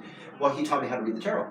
2 years later, I pick up the white pages, find my mom's name, call the number, and the man answered, hello, this is Mike. And I was like, hi, Dad. He was like, who is this? I'm like, Antoine Chagnon. He's like, holy crap, I've been looking for you. Well, meet up with him. See a picture of his dad hanging on the wall. I'm like, that's the old man that I see. Did he read tarot? Yeah, he's French and he reads tarot. And exactly the same type of tarot cards that I read. And I never met him, but we have met, per se. Yeah. Crazy. Do you, I mean, in the sense that obviously you were born with a lot of these gifts, do you remember the first time that you saw something and just how confusing, or what was that? Well, I didn't know if it was confusing or not, but I mean, I used to see a lot of spirits. I used to cover my mirrors, feeling like eyes were always on me, so I'd cover my mirrors with sheets. Wow. I would open my bedroom door and there'd be a line in the hallway of spirits, and so I remember praying to God, like, please take this away from me, this is too much and I'm uncomfortable, and it went away when I was young. And in 2009, the first time I went to Chicago with a coworker of ours, Rico, I won't say his last name, but we went to Chicago, where he's born and raised from, and I remember we flew in to O'Hara, rented a car, a nice car, by the way, 2009 Dodge Charger. It was nice at the time, brand new. And we drove to his sister's house, and we spent the night with her at her apartment with her and her roommate. And the next morning, we wake up and we get our coffee. They smoke it indoors. I have my cigarette, and I'm giving Rico's sister a reading, the first reading out of everybody. Mm-hmm. And it was nice leather couches all the way lined up, and a big leather ottoman that I'm doing the reading on and stuff. And I'm reading her cards, and then bam, there's this lady that sits on the leather couch, and I'm like, that's your friend. I don't know who this lady is. And so I'm describing to Rico's sister, the lady I'm seeing. She starts crying. The lady gets up and walks over and starts brushing her hair, speaking Spanish. So I'm now translating. She cries even harder, and I'm like, okay, I don't know what is going on here, but can you please fill me in? And she's like, tells me, well, this is a lady that just died 2 weeks ago. Her and her husband live here on property, and they maintenance the property, the land. They maintenance it, and they were walking one afternoon, and a car went over the sidewalk and took her out. She died, and she used to also give her a plate of food, Puerto Rican food, almost like pretty often every night and stuff like that. And I was like, oh. So that explains why she's coming to visit you to, say her goodbyes or tell you she's okay. Yeah. While simultaneously, there's a knock on the door, on their front door. And it's the roommate Miriam, her mom knocking on the door, and they open the door, and she already has the obituaries in her hands, folded up to the place of the lady who died, and it looks just like the way I just described her, with the long, poofy, like the black hair that's kind of puffy, shorter length, and the black frame glasses, wearing a white shirt, and that's in the picture. And I was just like, I'm dead. And that was the beginning again, but slowly, gradually, until now, which is 10 years later, of being able to communicate once again. But it was like gradually, eased its way back into my life of being able to communicate with people who've crossed over. Well, this might be a weird question, but how obvious is it to you the difference between a spirit and a physical person? Good question. So the way I see spirits is it varies depending on how they know how to communicate with me. So sometimes it could be a full body apparition. Sometimes it could just, like when I start to do my shuffling, and most of the time this is when it happens most of the time, not only during my readings, but 90% of the time, is when I start to do the shuffling, that's my opening, and I kind of open the door and let them know, hey, I'm now available. If you guys have messages, come through. And so it all depends on how they know how to communicate. Sometimes they want to just peek through and see what's going on. This is, my blood, my relatives, my roots, my heritage, whatever. Somebody that I know and I'm connected to, so who are you, what's going on? And I'm just like, I wait till they come through, and I ask them, if you are going to come through, to give me detailed information so that I can relate to them, who you are, man, woman, grandma, grandpa, uncle, brother, son, friend, blah, blah, blah, and give me more information that only you can know that, okay, that is who it is. If they say orange balloon or blue keychain, and I'm like, I don't know what this means, and they're just like, oh my goodness, like that, yes, that's exactly who I know who you're talking about. And so sometimes it's full body apparitions, and I can tell that they're, not here because they just pop in, and I'm just like, you weren't here just a minute ago.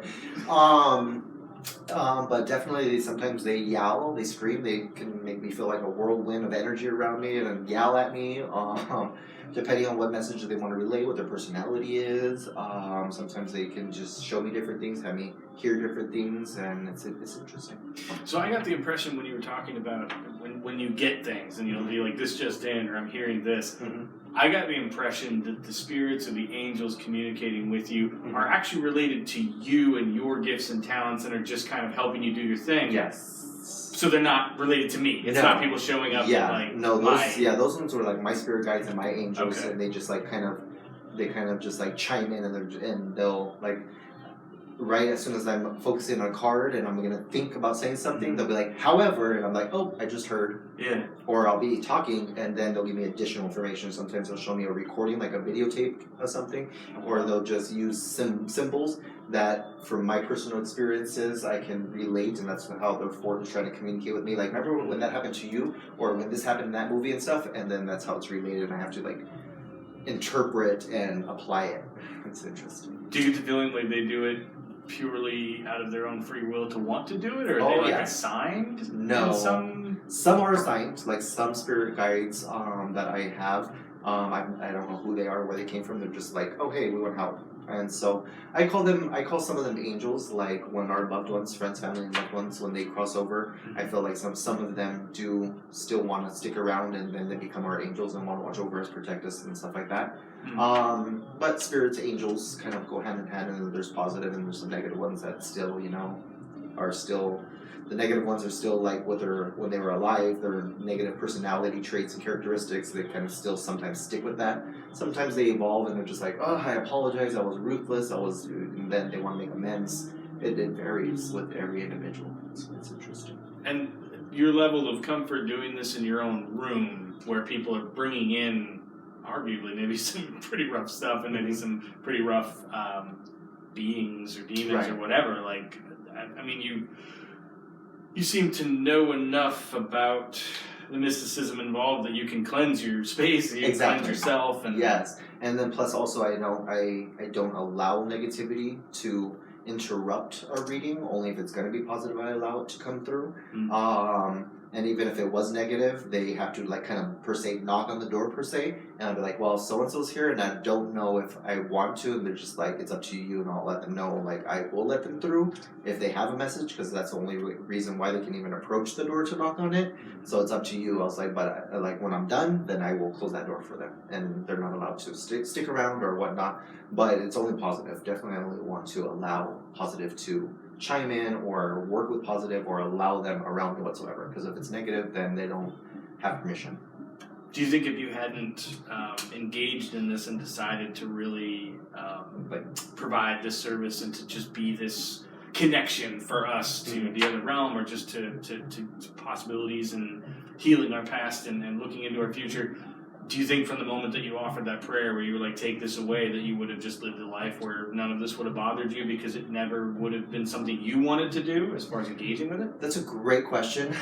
There's several layers to my gifts. Like, it seemed like for years I was getting like a new gift and a new gift and a new gift. I'm like, oh, this is different. What's this? And I had to like kind of learn about it and stuff like that. But that was just like a specific thing with the spirits that I had just prayed about specifically. Yeah. But definitely, in my opinion, that I feel like there's a lot of people that have different gifts, like being able to see auras or having a spirit of discernment, you know, whether they be like in a church, you know, using their gift or whatnot, and labeling it, titling it that or whatnot. There's a lot of people that have different gifts, and I just feel like, you know, my gift might be a little bit out of the norm and stuff, but definitely I do still get a lot of satisfaction out of being able to help a lot of people. And there's different, like I said, layers and layers of the different things that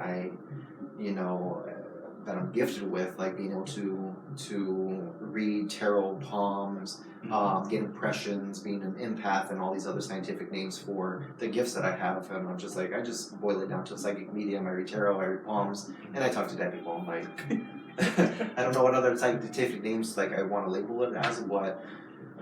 Yeah, it's interesting. How do you feel about like dogma? Do you think that God has passed some sort of like authority or power to man through some sort of like offices or church structure or priesthood or whatever you want to call it that does function, some power in this world, something? Well, to kind of like indirectly answer that question, because I don't like to get really, because I definitely have like my own opinion on, you know, like God and the Bible and the past, blah, blah, blah, and stuff like that.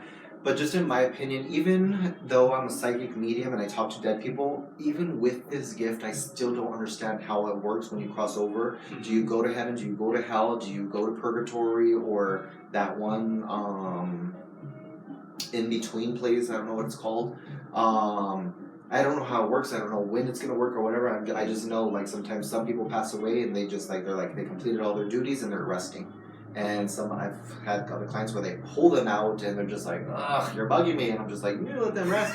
And other people, other spirits that have crossed over, they're just like apt like Peter Pans, and, you know, they're just like, da da da da. And I'm just like, oh, okay. Like, I'm not calling anybody. I'm not forcing anything. I'm just like, trying to sit here looking pretty, but here they come. So I don't know how it all works. I just know what I can, you know, what's tangible, what's, you know, what I can, just from my own experiences. But I would never, can't say this is how it is and that. No, like I've had my experiences and I can only speak from my experiences. Yeah. Being raised like Christian and what have you, but clearly you've absorbed Eastern different philosophies and things like. What was that experience like for you? Like, kind of growing up, leaving your own I kind of zones. just incorporated it all. Like growing up, being raised as Catholic, and then being atheist, and then having my experience of, you know, being Christian, and then also during all that transitions and stuff, still being, you know, a psychic and a medium. kind of where I'm at right now is just I respect everybody's belief, non-beliefs, religion, cultures, Native Americans, people from India, Catholic, Christian, Mormon, whatever. As long as you're doing good and, living a positive life, raising your children right, paying your bills, being a good person in general, by all means, do you, but however, my life's a little bit different, so if I respect you, I expect the same in return. Don't come around here and be like, rah, rah, rah, rah, I'm just I'm sorry, I'm busy, close the door. I ain't got time for that. Well, with your connection to the other world, the next life, whatever, I feel like so many religions, make a bunch of rules and make a bunch of values and insist that this is the roadmap that God has laid out for us to achieve some kind of paramount place, heaven, celestial, whatever you want to call it. Sure. And I wonder if your experience with actual dead entities changes your perception of what we all need to even be focused on as mortal beings to achieve some sort of peace or heaven there. I think to each their own. I mean, if that's, if they have an organized religion and people feel like, hey, that's my calling, by all means, follow your intuition, your gut, your desires, your passions, because you believe in that for them. That's exactly. That's the and right if that thing works for you, then by all means continue to do that. Wow, okay. And then I'm just I haven't done this. You've never seen or felt or anything that's one sort of caused you to lean, where you're just like, oh wow, I know that this really vibrates with whatever this philosophy, and wow, maybe that is the truth. Maybe I would say a little bit of everything. I'm just really? Who am I to say that's right, that's wrong? I just kind of respect it all, and I'm just hey, if I'm interested and it draws me towards it, then I want to learn and learn and dive into it and stuff like that. I might not apply it, but I'm that's interesting. Just in general, learning about the Asian culture, their food, their beliefs, their morals, their their way of living and stuff like that. I'm oh, that's cool. I might not apply it to my own life, but I can respect everybody else's. That's so awesome. Do you think that the spirits, and maybe they've just never contextually said anything that's led you to feel one way or the other about this, but do you think they care about the differences of religion and stuff like that? Is the place that they exist in just void of any of that structure or from my experience, specificity? That's a great question. From my experience, I mean, once a lot of spirits, once they cross over, they kind of open up and they now can see past, present, and future. But to that extent of the religion, I think they still carry their own mindset and a large amount of with how they lived on life, their mindset, their religion, their beliefs, and ways of thinking and stuff like that. And they're still so I don't think they get that much information where they're they can now see the whole stars. And so being dead isn't the answer. You just don't get. No, it's not the end of the exam or however you want to see it. Extreme, no. Wow. Just from my experience. Which means even spirits have doubts or have worries or have, I don't know, what? They are still their personality and characteristics of still I still want to make sure that I take care of my grandbaby and I still worry about this relationship that was on the rocks. I want to make sure that they're okay and somebody that's living their life on the edge, or I want to make sure that when they get behind the wheel that I'm there protecting them, sitting on the passenger seat or whatever. They still have their personalities. It's interesting we talk about they have access to past, present, and future. Oh, yeah. I had a thought maybe within the last year that's really impacted me because I was in a conservative Christian belief system like Mormonism. There is the idea of heaven and hell. There is the idea of, they kind of break it up into three different kingdoms, but the point is that the lower of the three kingdoms loses out on some of the glories and wonders of the highest kingdom and stuff, and so it is hell in the sense of the things that you miss out on. And I've kind of wondered, in sort of trying to conceptualize damnation specifically, if when we get to a space where we can access anything that we've been through, or we can just kind of keep going into the abyss and just keep, growing and developing or having experiences or whatever, that if we choose to just go back to the happiest space in our life that we were ever in, and for the sake of our own comfort, just keep rolling that tape over and over again and just drinking up that feeling, that maybe that's damnation. Just making a choice to be like, I don't want to roll the dice anymore. I don't want to. No more new experiences. I'm just gonna sit in the best that I possibly crafted for myself as a human being and just never move out of that. I don't know. Maybe that's not even like realistic. I guess the way that I'm like seeing that. That's one thought or like a theory, something to ponder on or wonder about. Yeah. But I don't know. I mean, my best response would be like that. The world keeps spinning, the sun keeps, rising and setting, the moon and everything. New babies are being born. Things are always growing and moving, and stagnation. Just from looking at everything, stagnation is not going to be okay. Just like a river that flows, and then once it gets blocked off, just like the Dead Sea, it starts to stink, it starts to smell, it starts to build up, So it's kind of like, I guess, the closest analogy that I can respond with, of like never stop. Just like, as obviously it has to be like, it should be in a positive, positive direction where it's like the best for all, you have a baby, you obviously want the baby to grow up to be a healthy individual and happy and sane and everything. That same thing applies to everything in general. Like, let's just be positive. It's like, obviously we get some curveballs in life. Nothing's always perfect and rainbows and unicorns, but just to do your best to take with what's given to you, lemons into lemonade, whatever, and just keep it moving, like positivity. With the entities that you've encountered, I wonder if like somebody that was born into a body that was just riddled with chemical imbalances or whatever, and so they just had this really rough time of it, having then died and being free of that physical experience, and now they're kind of in this spiritual place where things are like, can you sense from them if that has been the case and their level of enjoyment of the clarity? Yes, because I've come across, because with you saying that, that reminds me, I have come across channeling other people's loved ones that died of an illness or something, became real brittle, weak, sick, lost their mind, whether it be through Crohn's or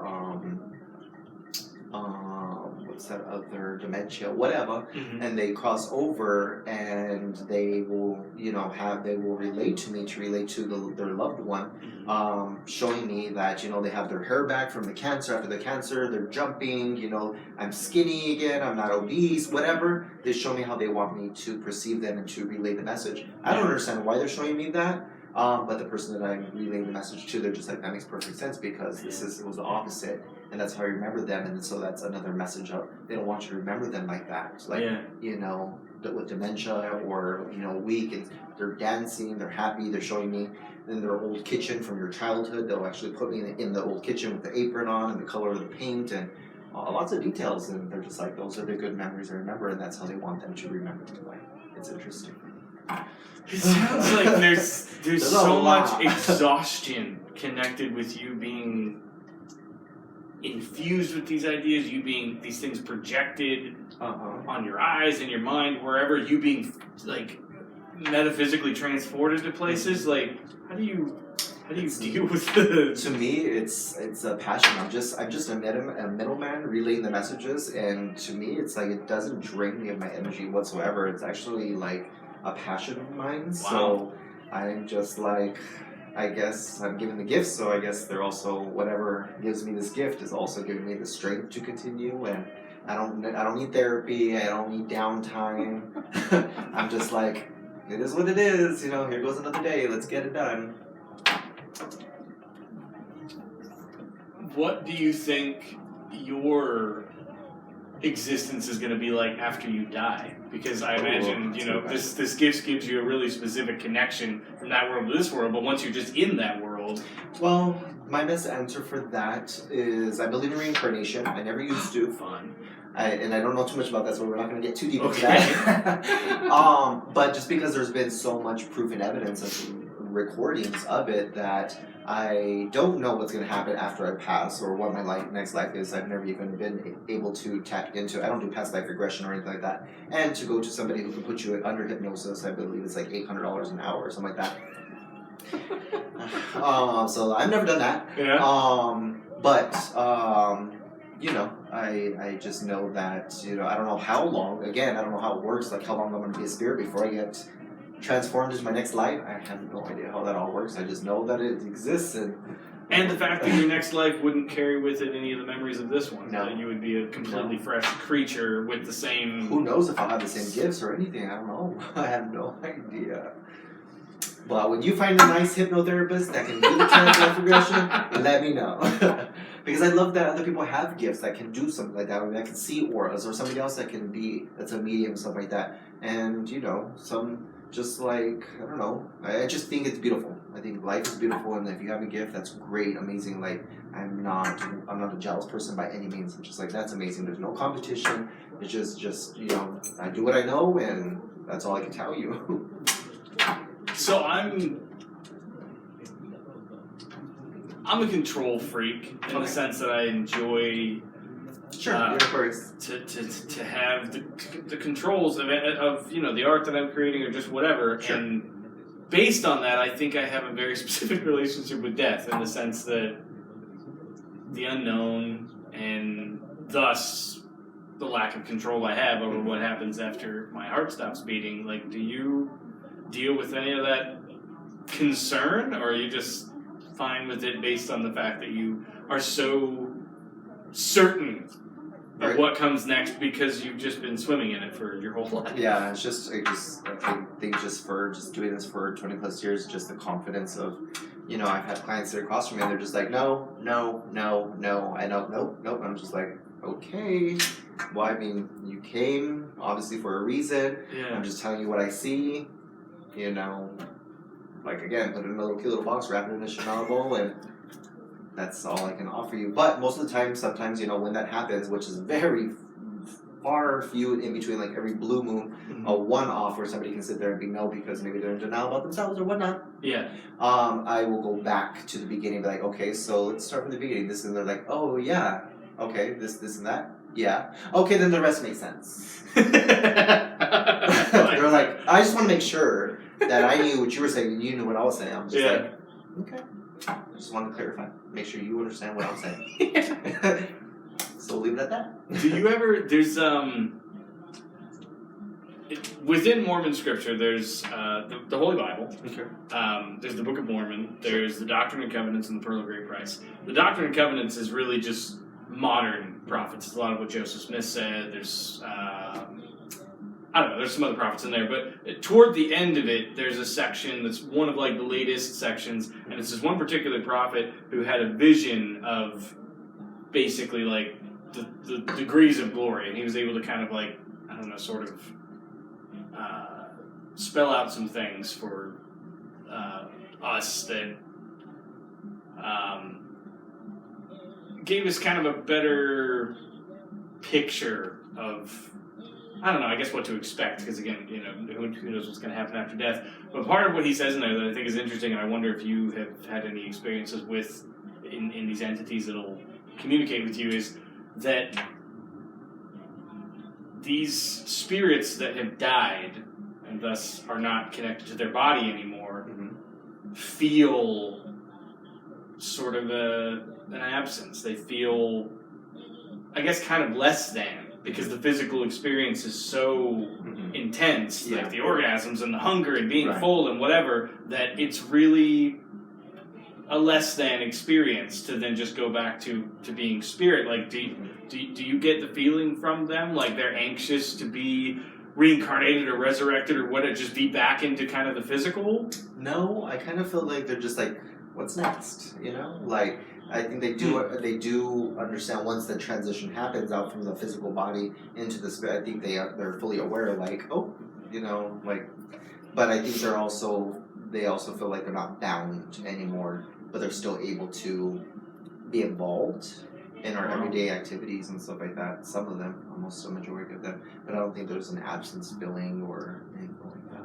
The Mormon philosophy is that having been born on this earth, once you die on this earth, you are sort of bound to this earth until Jesus comes again, until the next kingdom, the next whatever. Do you get that feeling from them, or is it more fluid? Can they kind of travel throughout the universe? And in my opinion, I do feel like they can travel. I think that might be like one version of, depending on like how when they wrote it, maybe possibly, I'm not too sure, can't be 100% sure, but when they wrote it, they're like bound to this earth, like you're gonna stay here, like you're not gonna go live in another dimension or anything like that.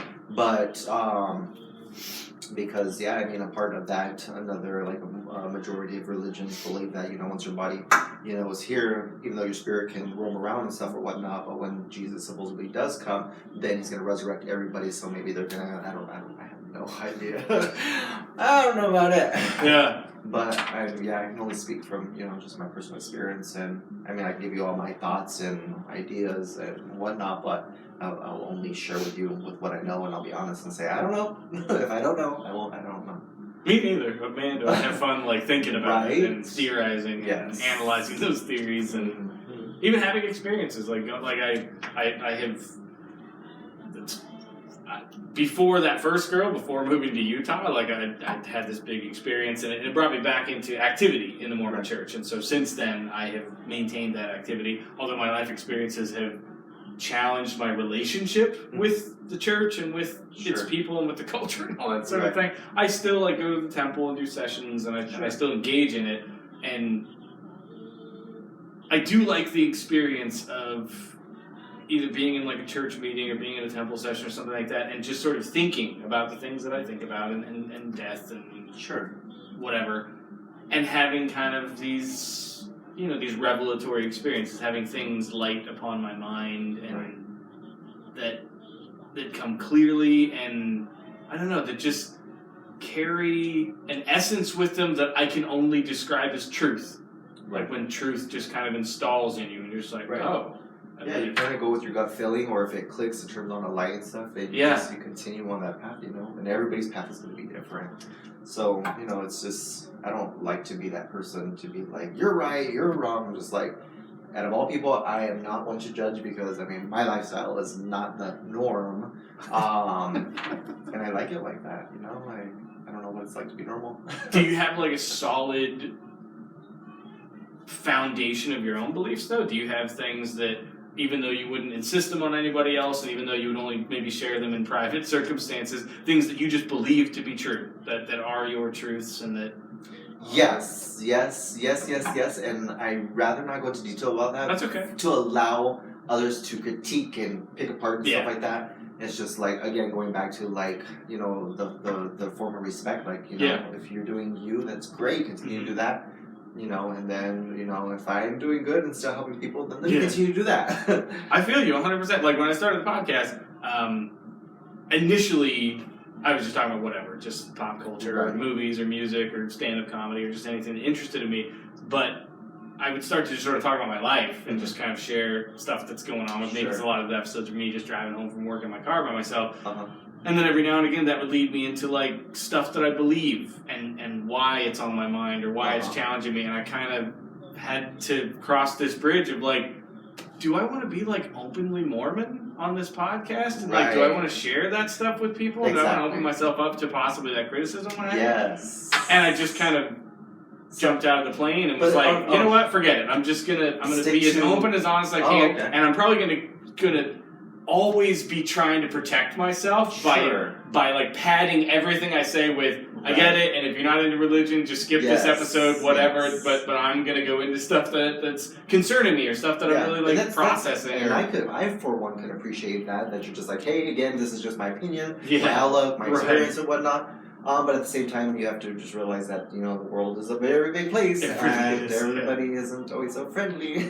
So I definitely, we share that in common, that strength of like, okay, well, but I'll continue that because I'm like squirrel, thinking all these other different things. that we share that of where we can like reflect on ourselves and like, oh, look at things in all different angles and stuff. But that's another thing I was going to mention is that with the podcast, it's healthy. It's a good thing. You're an Aquarius, you're an air sign, and it's a mental sign, astrological sign. And by voicing and talking, and it's also at the same time exercising your mind and reflecting on yourself. Yeah. You're like, oh well, now I'm looking at myself. So sometimes it's healthy to even apart from the podcast and recordings and audio and stuff like that. Yeah. Of just human interaction, or even sometimes just venting to somebody without expecting a response back, because sometimes it's good to just get and you're like, I just answered my own question. Yeah. Like, thank you for listening. Like, Yes. I want to make sure that you're doing okay. I didn't ask how you're doing. Yes. But you know what, I gotta go. Uh-huh. You gotta be a little respectful in that aspect as well. Still, but yeah, I think it is definitely healthy to vent those things, talk to yourself, and reflect on yourself. Sometimes we can change our own mind, answer our own questions, and stuff like that. I think it's very healthy and necessary. I have a friend, a while ago, I really wanted to introduce you to, and it just never worked out because she also seems to have some of these gifts, and Awesome. she works in holistic healing and just some different stuff that she plays around in. But she had suggested something to me in a therapy session that I was really touched by, because being raised conservatively religious, there's a very specific and strict moral and chastity code where it's just like celibacy before marriage and then fidelity within marriage. Yes. And I was introduced to sex through like abuse when I was like 8. So then it just turned into a life of being aware of it, and so just constantly playing with it in myself and in any relationships that would kind of open that door for me. And it's been a huge struggle for me to then be going to these meetings and engaging in this church culture that's adamantly against it, while the whole time I'm just like, well, this is just this is my life. Right. And she suggested to me that, especially being like a musician or an artist, she's like, when it comes to like your chakras, like there's and if she watches this and if I'm misrepresenting this, I apologize because I'm just going off my memory here, but she was talking about like the head chakra and like the groin chakra and the base chakra. How like the reset of the human sexual experience, specifically the orgasm, how having a release in the groin chakra can sort of send the energy back up to the brain chakra and create like a fresh energy. And then over time with like sexual tension and time between sexual experiences, that it can kind of drive the energy back down to the groin chakra, and that it's very healthy to like sort of have and in a place where abstinence or chastity is doesn't required. That doesn't drive at all. I wouldn't be able to chime in or comment on that because I'm not familiar with that. I've never heard about anything of that. I mean, I've heard about clearing several of the different chakras. There's like 7 main chakras, but literally there's thousands of chakras all over the body, but those are the 7 main ones. Okay. Yeah. And there's different techniques you can do. There's Reiki masters. There's good books that you can do with like using stones and stuff like that, and mantras, chanting, different things for clearing chakras and stuff like that. That's one form of, and I think that dates back all the way back to like in India, with the chakras and stuff like that. I think there's one form of technique, and I think there's like several others, just like with the like Native Americans, the Asian culture and stuff like that. I think there's different techniques. Just like there's different recipes to cook a certain meal, everybody's gonna have their own recipe to accomplish, at the end of the day, the same thing. Okay. Are the chakras more attached to our spiritual self or our physical self? Because I don't really know jack about them. Me either. I'll be honest, I'm familiar with the 7 main ones and stuff like that, but I've never really dove deep into it. That's just not in my specialty. Like some other people's specialty is, throwing bones or reading birth charts and stuff like that. I'm not.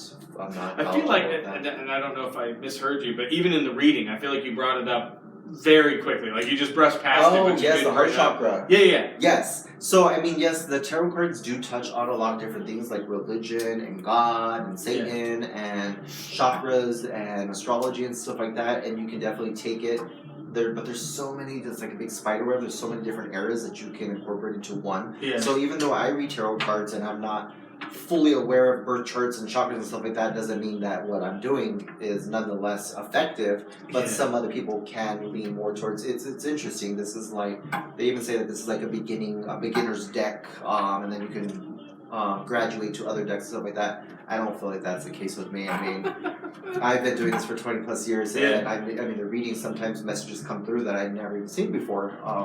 Like even with this reading, that very first card, like those blockages, and we quarantined that, and and as we get into the reading, as I got into the reading and gain more information and see more, then I was able to understand further as to why I'm seeing what I was seeing and stuff like that. But to each their own. I'm just going to sum it up to that. But with that being the case, and there being more advanced versions of this, have you had experiences with or observed them and actually just felt, no, that's not for me? Or you were led to this deck, you were led to this, and have just never felt like you needed to go farther? Exactly. Really? Wow. My grandfather, yes, he read that deck. He's European, French, and that I never met the man, but he's the one who taught me and still continues to. He's probably still one of my spirit guides, one of my angels, and so I just stick to with what I know, and if it keeps working, and if it's not broken, then we ain't gonna fix it. Is that the Aquarius in me that can't really sit still? Like I want to know, but what about this? I would have to see. I would have to at least be aware. Like playing guitar, for example. I love playing the guitar. I love what a guitar can do. If I wanted to, I could build a guitar from scratch. I could figure out how the winding of the pickups, blah, blah, blah, all that crap. I don't care. I don't care at all. Like, I know what I want to know about production. Yes. I know what I want to know about playing the instrument. And I'm just comfortable in that space. I agree with that. But I'm aware that there's a bigger world. Like, since you were just led to it and you've just kind of, how aware are you of those other levels and of all, the... Just like you said right now, there's so many other guitars, there's ways of making it, and the sounds and stuff like that. That's great, but unnecessary for me. That's awesome. This is working immaculately fabulous for me, and I'm good.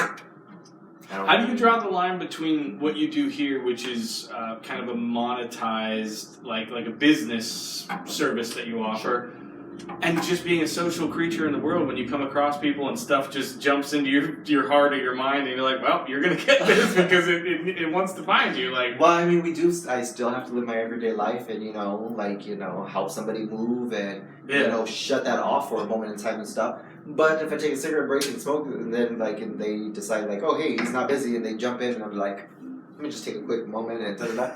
All right, just like I did with you at work. I'm just like, okay, I got to get back to what I was going to do. It is what it is. Is it something you feel like you need to release? Is it a tension that builds inside of you? Not tension, but it's just I can't just ignore it. Yeah. Especially if I'm at, a location with friends or something, and I'm trying to enjoy happy hour or, some conversation or whatever. And some random stranger walks by, and here comes, Grandma the Spirit, and they're just like, hey, tell them this. And I'm like, I'm kind of on break right now, trying to be a normal human being. They're like, I'm like, okay, I've just learned, okay, excuse me, hi, hey, nice to meet you, my name is Antoine, I'm a psychic medium, so-and-so's here, and they just want you to know. And then they start crying most of the time, and I have to, which sounds exhausting to me. I'm like, I'm sorry. Have a nice life. That's all I got for you. And they're just like, wait, who are you? Where'd you come from? I'm just like, see what you did. I see what you did right now. And I'm like, but yeah, here's my information. You call me later. Right now, I'm kind of busy with friends. I've got to separate it. I have to. I guess you said that you can turn it off, so you can go see a movie. Oh yeah. And not have anything happen. Yes. Trying to grab your attention. Or... Yeah, I think there's a little bit sometimes a form of respect that they're just like, okay, not right now. Mm-hmm. I have to close that door, padlock it. But yeah, I mean. So is it a muscle? Is it a spiritual muscle where you can tune out of the station, and so they just can't talk with you because you? It's a good way to. It's a good a form, I guess, to say it. Mm-hmm. Yes, I would say so. Wow. Well, that's helpful. But it took you a while to learn that then. Oh, I mean, yes. from being a child and you just they were lined up at your door versus. Oh yes. Wow. Yeah. And I imagine you can, based on that, you can probably sense the strength or power of the entity because of if you're not tuned into the channel, but they're still like kind of coming through in a way. Yeah, and even then, so yeah, and if it becomes too much, I'm just like stop, and I can say stop. And I don't know if we talked about this or during the ghost hunting stuff, or me and Chris just talked about it in different times because of experiences that we actually had, but it seems from he and I's experiences that when you tell a ghost or a spirit or even a demon to do something, that they do it. And we're not sure if that's tied to our physical nature, like being humans, we have some sort of like power over them, or yeah, I mean, I don't understand why there would be a respect system. I don't know. Yeah, that's a tough one to try to understand as well. I mean, because like spirit's just like a normal human, like you're just like stop talking to me, you can walk away, stuff like that. I think spirits kind of like it's kind of similar, like as if they're a human, they respect it or whatnot. Wow. Some might not respect that, just like a normal human. It's just like, hey, when I'm poking, it's just like stop, restraining order, hello cops, hello. Sometimes the other actions have to be taken, but with demons, I mean, just from my experience, I mean, sometimes, just for me speaking personally, like me going to other people's homes and like investigate and see what's going on, stuff like that, and they know what I'm capable of, and I'm just like, you either leave now or I'm gonna take you out. And so that at that point they will either choose to listen or choose not to listen. But other people, like in the Catholic, let's say, just as for an example, in a Catholic religion, they say, in the name of God I command you, I compel, then that's different. Because there's another force that they're invoking to make a command. Make sense? It does. I mean, like even in the Bible, there's that story of Jesus showing up, and there's the dude that's possessed. Legion? By Legion? I don't remember if it's that one. It's the one where they said, "We know who you are, Jesus, thou Son of God," and he said, "Quiet, get out of him." Like the way that I understand it from intellectuals and clergy that have described what their interpretation of it is that it is not a demon's privilege to identify the Son of God, and up to that point, Jesus hadn't actually come out. Right. He was still just a guy walking around doing miracles in quiet, and so for a demon, it was basically like it seemed like the demon's motivation was to identify him, Jesus. Yes, as like Jesus, the Son of God, as the Savior, as the Messiah, specifically because they're not. Jesus wasn't ready yet. Right, exactly. Maybe he didn't even know yet. Like, what's the purpose? Like, and he said, because he kept saying, because get out. Yeah, because Jesus kept saying, like, can you take this burden off me? Do I have to do this? Right. So, but that's a whole nother level with the religion, Bibles, stuff like that. We won't go into that. Because everybody has their own opinions and stuff like that. But I mean, yeah, it's interesting. But again, that leaves you open to big criticism and stuff like that. So what you talked about with your being able to with them being able to sense what you can do. Mm-hmm. Do spirits or the non-embodied, did they feel some equivalent of pain? Like, would you cause them pain? Or is it just that you can invoke rules of the universe that they have to follow, and so they just get to walk away and be upset that they don't get to be in that place anymore because you... Oh, I don't know. All I know is, if I'm done, then I close that door and I set up, a perimeter around me, my home, you're not allowed here. Call it invisible electric wire. And you don't know what that is? What it's an energy. Prevents it's just them an energy. It's an energy. Maybe their energy, that's an energy, and whoever's stronger. I don't know. Oh, wow. That's one way to look at it, I guess. Is that the difference between holiness and evil? Are those energies? No, I think those are intentions and energies combined, in a nutshell. But we can go on and on and on forever. Yeah, I don't know. But yes. Talk to people about stuff like this. So I'm this is interesting though. I like that we can vibe and go back and forth, and those are great. I mean, you provided with great questions and stuff like that. And I'm done when you are. Well, I think we did an covered a lot job. Yeah, between the hangout and just the session. Oh yeah. Thanks, man. I really appreciate you not only making the time for the session, which I super enjoyed, but just giving me some extra time to just catch up with you and pick your brain about. I love it. Your world, which is probably a lot more like mine than I Realize. or give it credit for, but just feels so foreign to me because I guess I would just need to see a spirit or need to hear in the way that you hear and then be like, oh, okay, that's a lot more normal than the movie lover inside of me is just like, what does that look like? What does it feel like? Show me, tell me, and I don't know, I maybe put your gift on a pedestal that maybe it doesn't need to be on because maybe it's a lot more run-of-the-mill than the way that I would like itemize it in my head. But anyway, thank you so much. You're very for giving welcome. me the time. And is there anywhere that like people can? I guess you just have like your personal social media. Is there? Yes, I mean just contact you, reach out to you directly, and then you can put them in contact with me until I can get the website, business cards, and all that good stuff, all that jazz. Dope. Yeah. Stoked. Love your face. Okay, we're done. Thank you I'm so on. much. I need the restroom. Thanks, man. Thank you. Bye.